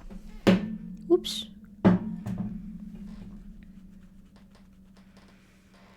Ouais, mais Annie, je pense que ça devient de plus en plus populaire, donc les gens ils vont savoir que c'est arabe, tu pourras pas cacher ça. Bon, tu peux me tutoyer, hein, Prose en flamme. Mon rapport à la religion, c'est que moi je suis encore sur un chemin spirituel qui ne s'est pas terminé. Bon, après, est-ce que c'est toujours... est-ce que c'est forcément terminé pour tout le monde? Je ne sais pas. Enfin, si c'est genre c'est tout le temps perpétuel, euphémisme. Bonne chance. Non, je veux pas cacher ça. Donc, je dois encore... je sais pas, je suis pas encore prête pour me lancer là-dedans. Et donc, je suis encore en attente. C'est bizarre peut-être, mais je sais pas. Pour l'instant, je suis déiste. Arabe, c'est bien à part les blagues de terroristes. Bon, attends, ah non, je croyais que c'était toi qui avais fait la blague. Je pensais que c'était toi qui avais fait la blague. Oh, les blagues de terroristes. Bouddhisme? Non, c'est pas vraiment ça. C'est croire qu'il y a quelque chose qui nous dépasse, mais qui ne se rapporte pas à la notion de Dieu qu'on voit dans... Enfin, c'est je sais plus m'exprimer. Écoute, Wikipédia sait mieux m'exprimer que moi. Wiki devrait avoir son propre Twitch. Oh mon Dieu, tu as quel âge, Prose en femme? Non, non, vas-y, tutoie-moi, s'il te plaît. On est sur Twitch. Donc, le déisme qui défend l'affirmation rationnelle de l'existence de Dieu, proposant une forme religieuse conforme à la... Ah, voilà. Conforme à la raison exclusive aux religions révélées, le déisme propose d'arriver à Dieu, un Dieu du raisonnement plutôt qu'un Dieu de foi ou de culte, par des voies exclusivement humaines, sans pour autant pouvoir... Bon, c'est pas vraiment ça qui décrit vraiment ce que je veux dire.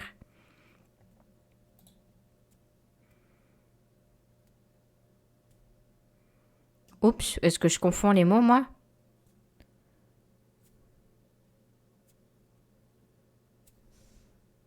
Non, c'est pas le théisme, c'est le déisme. Après, on aime bien se mettre dans des cases, hein. Voilà, c'est vraiment ça la phrase, c'est système de ceux qui croient à l'existence d'un être suprême en dehors de toute révélation et de tout culte. Pour l'instant, c'est mon idée, mais ça a mijoté, quoi. Ça a mijoté.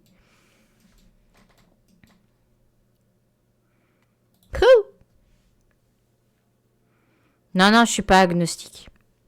Ça, je sais. Non, non, t'as 8 ans. Arrête, s'il te plaît. Oui, donc t'es une scientifique. Bah non, justement non. C'est pas... Bah non. Enfin, scientifique, je sais que tu dis ça de manière péjorative. Non, non, je suis pas agnostique. Agnostique, c'est... tu crois pas tant que t'as pas la preuve. Mais moi, c'est pas ça.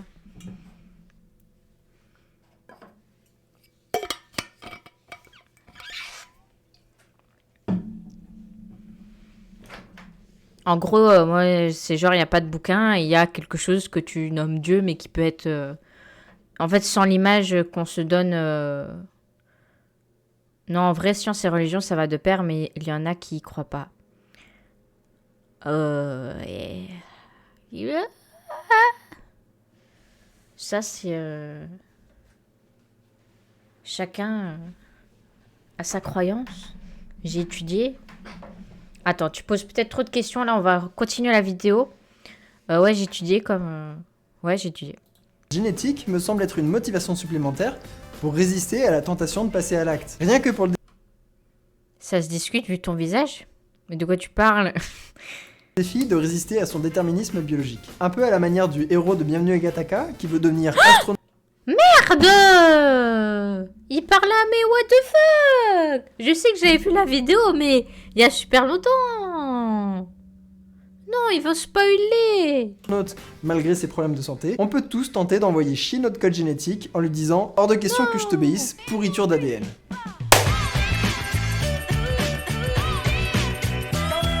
Bah là, il parle de fatalité, quoi. C'est pas parce que t'as des gènes, t'es préposé, t'as une préposition au suicide ou à la dépression que tu vas forcément finir là-dedans. Et tu pourras jamais en sortir, quoi. Non, tu parles pas beaucoup, c'est cool d'interagir. Mais c'est juste pour pas... si je divague de trop, je ne pourrais plus parler... Enfin, finir cette vidéo, en fait, et parler du suicide. Parce qu'on parle du suicide aujourd'hui. Je vais manger, je reviens, jeune personne merveilleusement agréable. Oh là là. Un coup, t'es un bâtard et un coup, t'es mielleux. Bon app. Numéro 6, rendre moins accessibles les moyens de se tuer, sauf des vies. Il y a une idée reçue que vous avez peut-être déjà entendue, selon laquelle une personne qui veut vraiment se suicider trouvera toujours un moyen de le faire. Voilà l'archétype de la connerie. Je veux dire, de Déjà, tu vois, là c'est un cliché ce que tu es en train de dire, Anis, mais tu le sais déjà. Ouais, donc l'accessibilité... parce que, tu vois, il y a souvent où je me suis dit, je suis sûre que si on m'offre une pilule qui me tue d'un coup, sans souffrance, sans rien, enfin pas maintenant, mais à plusieurs moments, je me dis, ben je la prends, tu vois. Chorizo. Et c'est pour ça, en fait, qu'il faut limiter complètement l'accès aux gens de moyens de se suicider, quoi, comme pouvoir... Enfin, toutes des drogues ou toutes des substances qu'on pourrait acheter en pharmacie, etc. Parce que comme c'est des pulsions ou vraiment des moments de crise, on peut craquer d'un coup, acheter le truc, le garder un peu chez soi et puis hop, avoir une autre crise et hop, utiliser la chose. L'idée toute faite qui empoisonne la prévention du risque suicidaire. Cette idée a même été théorisée dans les années 60 sous le terme d'hypothèse du déplacement qui affirme en gros que si vous retirez la corde à quelqu'un qui veut se pendre, il va se jeter sur les médicaments. Et que si vous lui retirez les médicaments, il va se jeter par la fenêtre. Bref, ça paraît totalement désespérant. Alors, pour parler de ça aussi, on avait différents protocoles dans mon bénévolat parce qu'en fait, il y avait différents cas de figure. Donc, il y avait les cas de figure où la personne est en train de se suicider. Donc, par exemple, elle a pris des médicaments et donc le but, c'est d'essayer d'avoir des informations pour envoyer une ambulance. Et il y a le cas de figure où la personne est en tentative de suicide imminente, c'est-à-dire... Par exemple, elle a les médicaments devant elle, ou alors elle a un couteau devant elle, ou alors elle est sur la terrasse, prête à se suicider. En fait, là, la situation, elle peut arriver à chacun d'entre nous. Je ne sais pas. Ça peut arriver. Et en fait, ce qu'il faut faire, entre guillemets, c'est réagir naturellement. Dans le sens, si tu vois quelqu'un qui est prêt à sauter, tu dirais « Non, fais pas ça, non, reste ici !» et t'essayes de mettre une limite, tu vois. T'essayes pas de faire psychologie inversée ou quoi que ce soit naturel, tu vois. T'exprimes vraiment tes émotions. Tu dis non, fais pas ça, quoi. Et ce qu'on essaye de faire, c'est d'éloigner la source de danger pour pouvoir continuer à discuter avec la personne. Parce que si t'as les médocs juste en face de toi et que t'es au téléphone, avoir les médocs en face de toi, ça te t'es pas à 100% sur l'appel et t'es sur le moyen de se suicider. Donc la première chose qu'on essaye de faire, c'est dire, bon, est-ce que tu peux mettre les médocs dans un tiroir ou alors s'il est sur la terrasse, est-ce que tu peux revenir dans le salon Enfin voilà, on éloigne le danger. C'est la première étape et puis on essaye de discuter. Bon, je parle en tant qu'écoutante, mais je pense en vrai aussi, t'éloignes le danger, quoi. Y a pas de... Tu peux pas discuter alors que la personne est en train de... Elle est en mode je le fais, je le fais pas, je le fais, je le fais pas, tu vois. On fait rien et on le regarde mourir, c'est ça? C'est vrai que certaines personnes passent à l'acte à l'intérieur de l'hôpital sous surveillance maximale. Mais il s'agit en fait d'une minorité de passage à l'acte. La plupart... les personnes écoutent quand vous leur demandez de le faire. Bah, ça dépend. Je pense la plupart du temps, oui. Mais après, t'en as qui raccrochent. Donc, tu peux rien faire et t'es là, oh, damn. Après, t'en as qui peuvent le faire et peut-être qui te mentent. Tu sais pas ce qui se passe. On peut jamais savoir ce qui se passe. Et puis, il y a aussi des cas où des personnes, elles mentent, mais... Enfin, elles sont persuadées, comment dire, elles sont dans leur mensonge, mais elles souffrent quand même. Et c'est pas parce qu'elles ont menti que ça veut dire qu'elles souffrent pas. Donc, c'est ça aussi, faut faire attention. Par exemple, je sais pas s'il y a une personne qui peut se dire, ouais, j'ai fait une tentative de suicide hier, mais en fait, elle a pas vraiment fait. Tu dis, bon, bah, déjà, la personne, elle est pas au top, tu vois, pour inventer cette histoire. Et tu dis, bon, il y a un petit truc bizarre quand même. Ont lieu lors de moments critiques. On dit pas ça pour le fun. Impulsivité, alors que toutes les conditions sont réunies pour le passage à l'acte. Bref, le suicide, c'est la rencontre du désespoir et des circonstances. Enlevez les circonstances, enlevez les moyens de se donner la mort, et vous gagnerez du temps pour traiter le désespoir. Et heureusement, ça marche. Ainsi, une partie du travail de prévention du suicide consiste à limiter l'accès aux moyens létaux.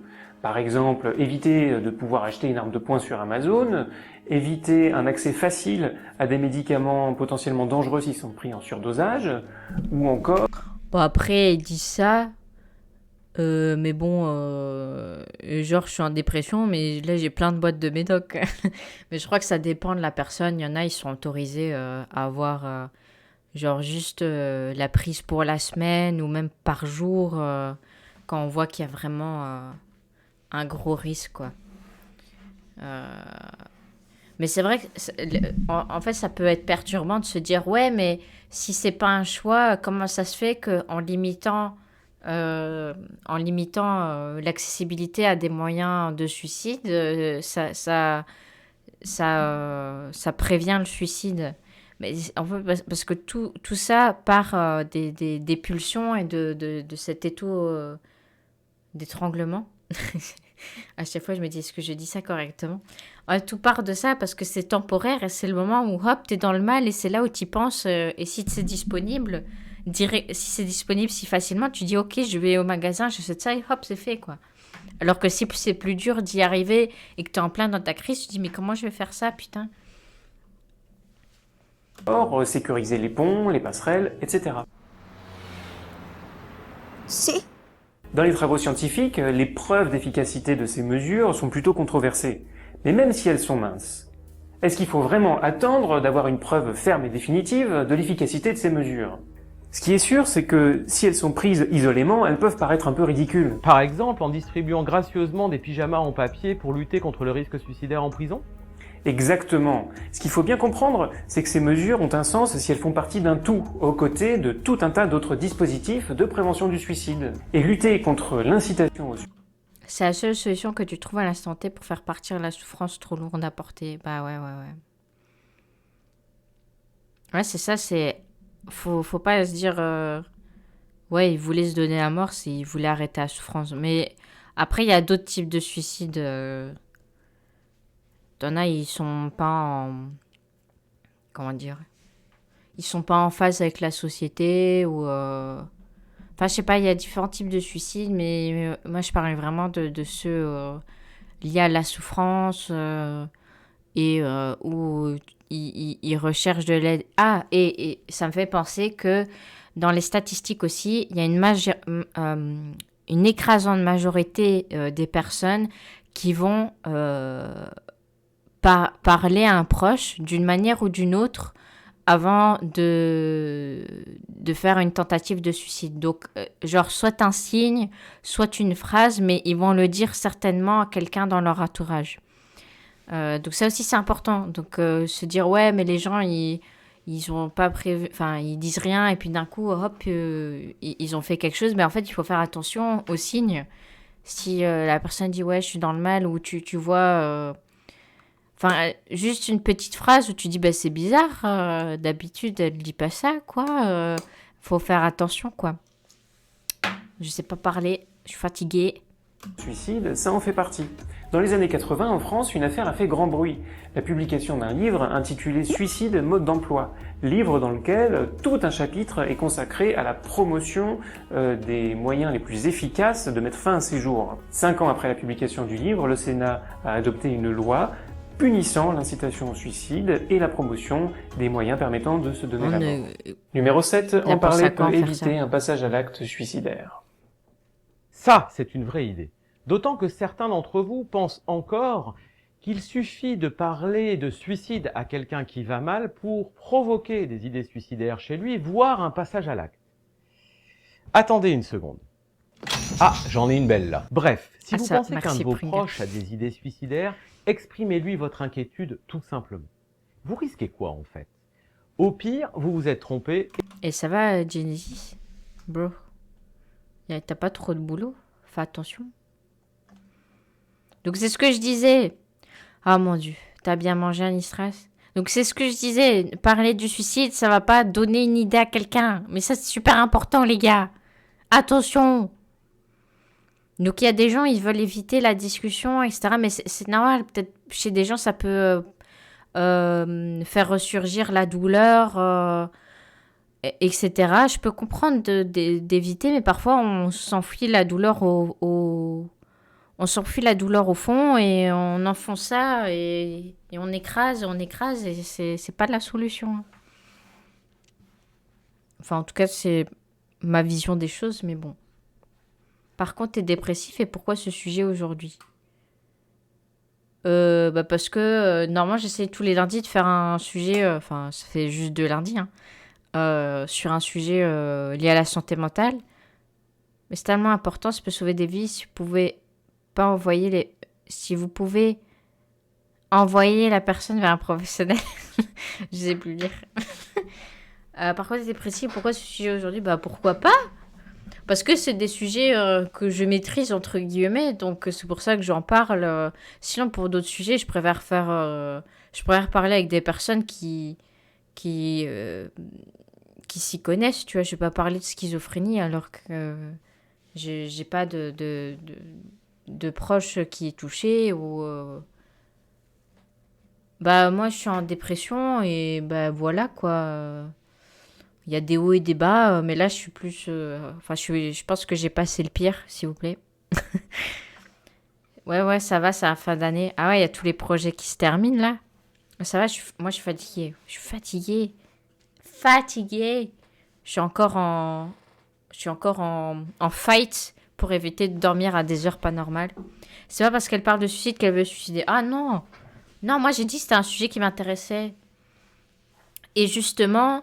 dans les écoutants bénévoles, il y en a plusieurs qui ont vécu ça, en fait, qui ont fait une tentative de suicide, etc. Parce que je pense...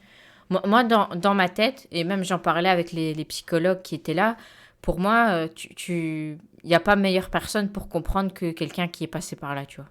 Parce que c'est impossible, sinon. C'est pas parce que tu parles d'espace que t'as... Arrête d'être méchant comme ça! Oh! T'es gentil avec Brit, ok?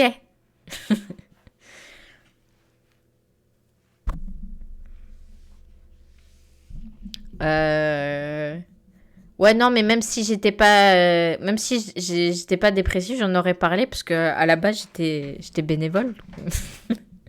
J'ai dû arrêter à cause de ça.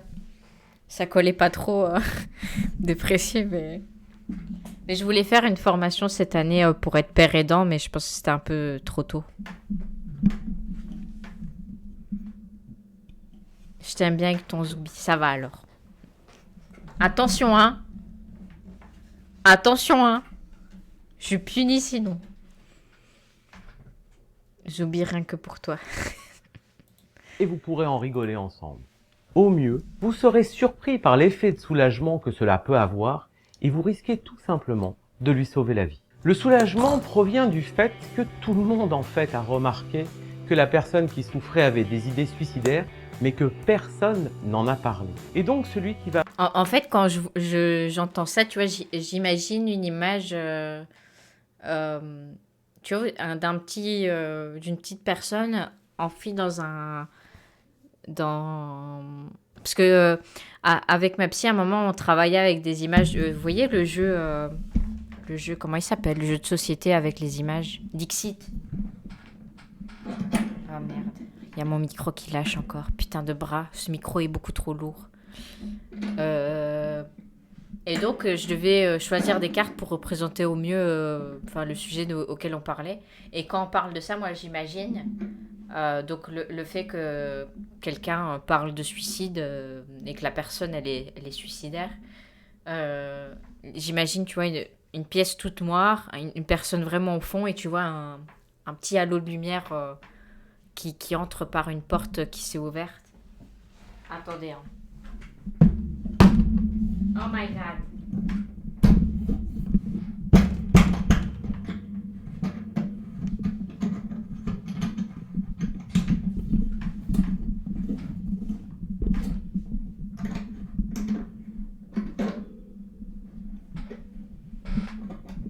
C'est la merde! Ouais, discutez les gars, je reviens.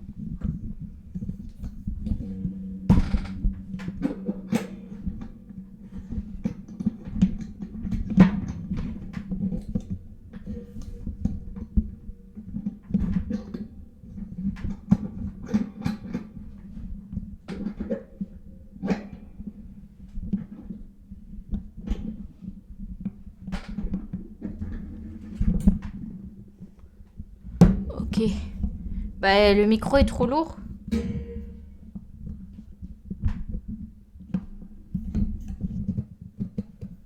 Ok, on va essayer de pas y toucher là. Oh non, il tombe. Putain, ça... Bon, je vais le tenir. Donc... pourquoi j'en parle? Parce que j'ai envie de faire de la prévention. Et aussi, c'est par rapport à la psychophobie. Elle casse tout en live. Drama, moins 18, frais de réparation. Écoute, je suis journaliste là, ça y est. Et aussi, il y a ce qu'on appelle la psychophobie, dans le sens les discriminations envers les personnes souffrant de problèmes mentaux. Parce que là encore, les personnes, y a des personnes schizophrènes ou dépressives comme moi ou d'autres. Ouais, je me fais une tu vois. Alors, comment on vivait ça? Alors, et qui sont marginalisés. Enfin, moi, je pense pas être marginalisée. Enfin, je sais pas. Et ils sont complètement marginalisés parce que, elles savent pas faire un travail normal, correct. Parce que c'est pas vraiment pris en charge, tu vois, c'est pas vraiment, on comprend pas vraiment. Et les amis aussi, tu vois, enfin les personnes aussi, elles comprennent pas vraiment. Donc, à moins d'en parler, comment les gens peuvent comprendre? C'est pas les gens qui vont, t'as un master en maths, t'es pas marginalisé. Non, mais je parle par rapport à maintenant, tu vois, comment je suis maintenant. Ça fait 2 ans que je suis en arrêt, hein. Mon master, il m'aide pas pour ça. Hein. Attendez, hein, je réessaye l'accrochage.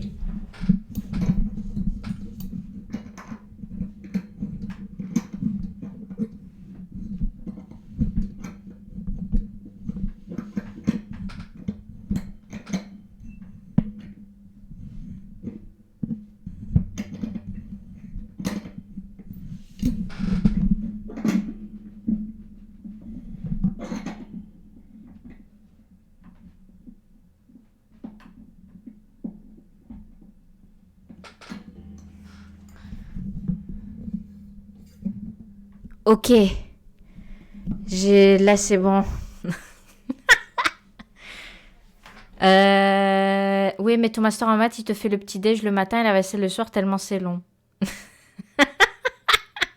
Mais non! Bah non, parce que j'ai des problèmes cognitifs, donc je sais même plus résoudre des problèmes logiques comme avant. Je suis devenue teubée.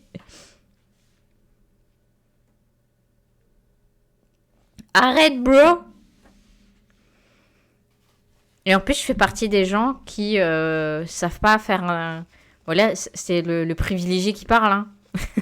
Qui sait pas faire un travail si elle est pas motivée par le boulot.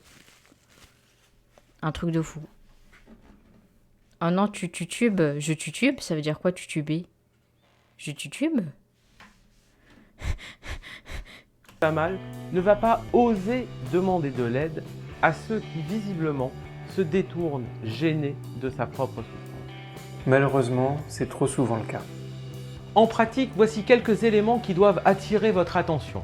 La dépression, tout d'abord. La dépression fait le lit de la crise suicidaire. Et tout changement de comportement, de baisse thymique, c'est-à-dire d'apparition d'une douleur morale, d'une tristesse clairement exprimée à longueur de temps par l'un de vos proches, doit vous alerter. D'autre part, la culpabilité. S'il est normal pour chacun d'entre nous d'exprimer une culpabilité vis-à-vis d'une bêtise qu'on a pu faire, il devient pathologique d'exprimer cette culpabilité en boucle à longueur de journée au point d'entretenir une souffrance morale déjà présente. Hey, Candace. Riley? Sam and Patrick left, and I just can't stop thinking about something. What? Candace, I killed Aunt Helen, didn't I? She died getting my birthday present, so I guess I killed her, right? I've tried to stop thinking that, but I can't. She keeps driving away and dying. Call the police and send them to my house. Stop her. Une autre idée reçue consiste à penser qu'une personne qui parle du suicide le fait par chantage affectif et ne passera pas vraiment à l'acte. Don't try to stop me, Smee. Oh, not again. This is it. Don't try to stop me this time, Smee. Don't try... Ouais, j'ai eu ça, avec un ex. Enfin, c'était... Après, je sais pas si tu dis chantage affectif, mais... Enfin, ouais, bah, bon, c'était ça, on va dire. Mais tu dois pas dire, ouais, mais c'est bon, il dit ça juste pour me ravoir, etc. Moi, je me suis inquiétée et j'ai appelé son meilleur ami. J'ai dit, ouais, bro, il m'a dit ça, quoi. Après, son pote, il fait, mais non, impossible. J'ai fait, ouais, mais non, va lui parler. Je pouvais pas vivre avec ça sur ma... Je sais plus parler. Sur ma conscience, tutubé. Est-ce que c'est ça, alors, que je suis en train de faire? Tutubé.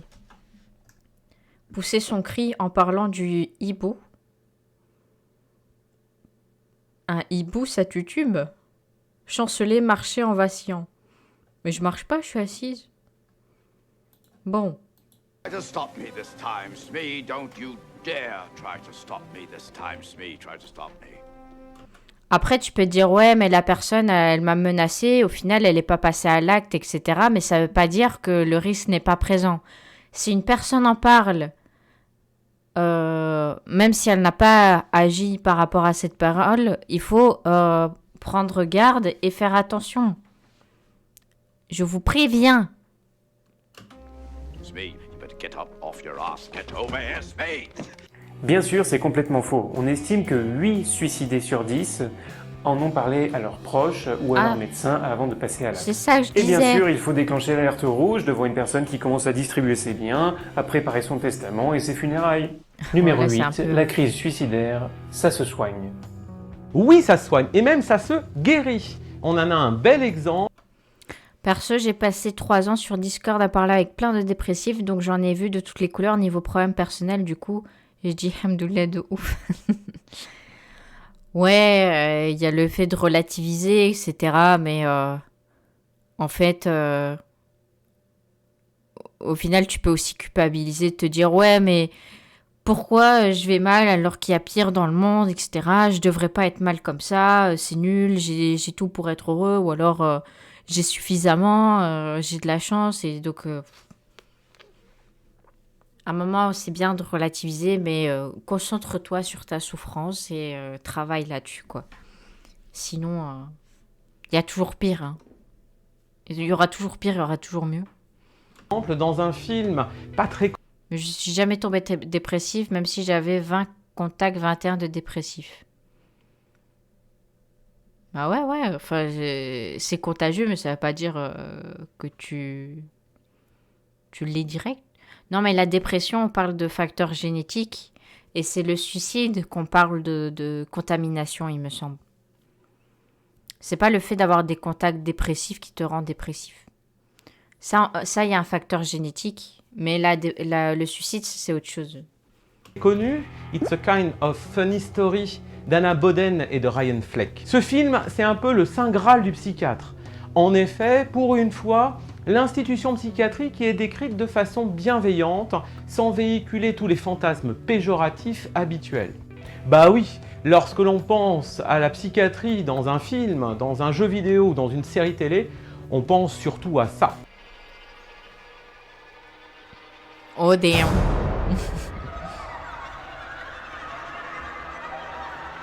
Ouais, ça me saoule parce que quand tu regardes même encore maintenant des... Il y a eu encore en plus, par rapport au confinement, il y avait un reportage sur un hôpital psychiatrique à Paris, je ne sais plus lequel qui est connu. Et donc il parlait un peu du fait qu'il soit surplombé de gens et il montrait des gens qui étaient admis. Mais c'était vraiment des cas... what the fuck, enfin... C'était des cas, des gens, on les camisolait, ils étaient piqués, tu vois. Ça va, enfin, c'est pas que ça va pas, mais ça ne représente pas du tout la majorité des gens. Des gens souffrant de maladies mentales. J'essayais d'aider tout le monde, en plus avec ma naïveté infinie de l'époque. Du coup, j'étais comme dans une maison de retraite à aider tout le monde tous les jours et faire des rapports. Ouais. Trop bien le film Kinshasa of Funny Story. Ah non, j'ai jamais vu celui-là. Ouais, mais à un moment, quand tu donnes trop de ta personne... Ouais, j'ai dit Kinshasa, je me dis c'était pas Kinshasa. Quand tu donnes trop de ta personne... Après, tu peux dire, ouais, j'aide, et les gens, ils changent pas. Comment ça se fait? Je fais, putain, c'est chiant. Comme je dis, le but, c'est pas...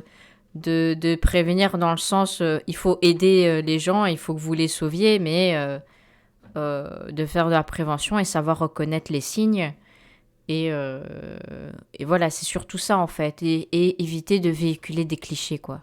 Vraiment, ça c'est le pire, véhiculer les clichés.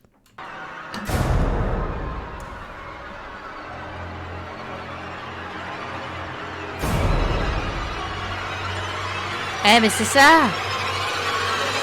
C'est le jeu auquel j'ai joué. Comment il s'appelait? Et revenons au film. Craig est un ado né plutôt sous une bonne étoile. Issu d'une famille riche, il possède une sensibilité artistique prononcée et poursuit des études dans un établissement scolaire prestigieux. Mais hélas, cet environnement a les défauts de ses qualités. Son père travaille beaucoup et passe à côté de sa vie de famille, tandis que le milieu scolaire est un facteur de stress majeur à cause de l'esprit de compétition qui y règne constamment. Ajoutez à cela Dixit, Corée du Sud, Japon... un imbroglio sentimental et vous obtenez une crise suicidaire somme toute assez classique. Craig se présente aux urgences en demande d'aide. Ouais, j'ai arrêté quand une meuf m'a dit qu'elle était lesbienne, c'était trop pour ma mentalité de l'époque vu que c'était pas très répandu dans mon milieu. Peut-être t'es en Algérie, c'est ça? Je sais pas où t'habites, au final t'es algérien, mais je sais pas où t'habites. Oh, elle devait être dans le mal, la femme. Et se retrouve hospitalisé dans un service de psychiatrie adulte. Il y rencontre un infirmier plutôt cool, interprété par Jeremy Davis, une psychiatre bienveillante aux références en béton. Grant me the strength to change the things I can, the courage to accept the things I can't, and the wisdom to know the difference. C'est Marc Aurèle. Ma psychiatre, elle parle pas comme ça. Hein. Il faut genre... Non, je pense pas qu'Anis Ras le disait dans ce sens-là. Il ne disait pas dans ce sens-là. Il faut genre, tu vois, les psychiatres, ils parlent comme je sais pas quoi, mais non, ils disent des phrases comme les autres. Qui dit ça? Elle le saurait si elle... Ça cite Marc Aurèle? Ah bon? Aïe, aïe. 12 ans et t'es déjà tout le monde à 12 ans, bro? Vous avez vu notre épisode de Psyché consacré aux psychothérapies. Mais non, t'as pas 17 ans. Arrête. Ah mais oui, tu passes le bac. T'es tellement plus mature que ça. C'est classe. Et il fait également de belles rencontres parmi les patients, comme le superbe Zach Galifianakis. Hello, my name is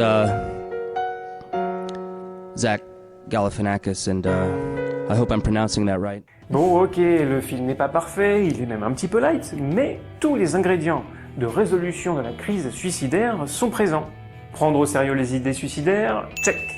Mobiliser l'entourage, check.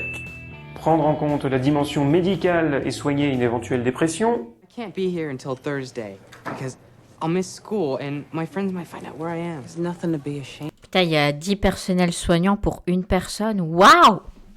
Un truc de fou. C'est une réalité parallèle. Kind of, Craig. Depression is a medical illness. If you were diabetic, would you be embarrassed by that? Check. Aider la personne à mobiliser ses propres ressources. Check. Adopter une attitude empathique et bienveillante. It is your last night. I hate to break it to you, Craig, but I think we're really gonna miss you. Check. Bref, les ingrédients de base de la prise en soin de toute crise suicidaire.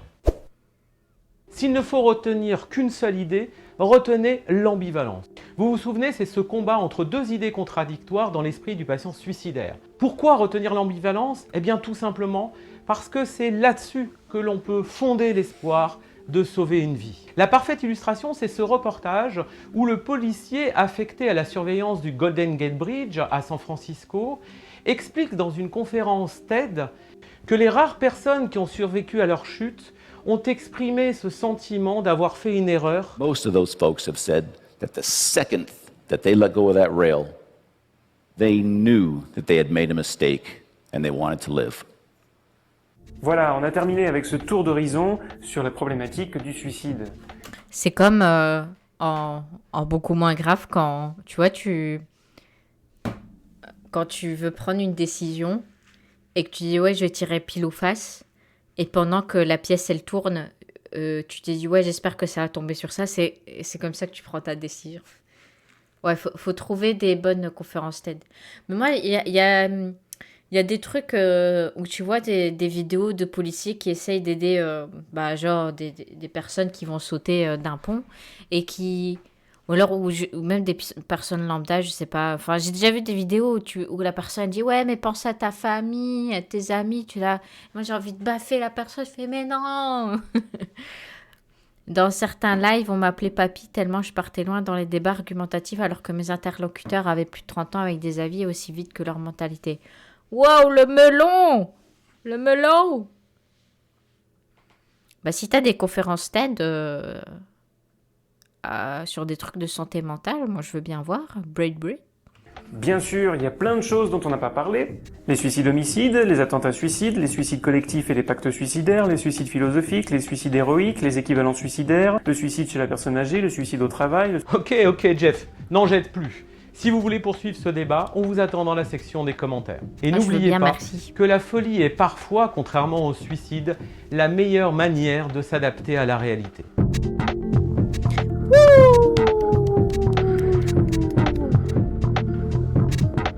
Un vidéo d'hommage. Donc à ce moment, il était déjà mort. Putain, ça fait déjà longtemps. 7 ans. Putain. Unbelievable. Unbelievable.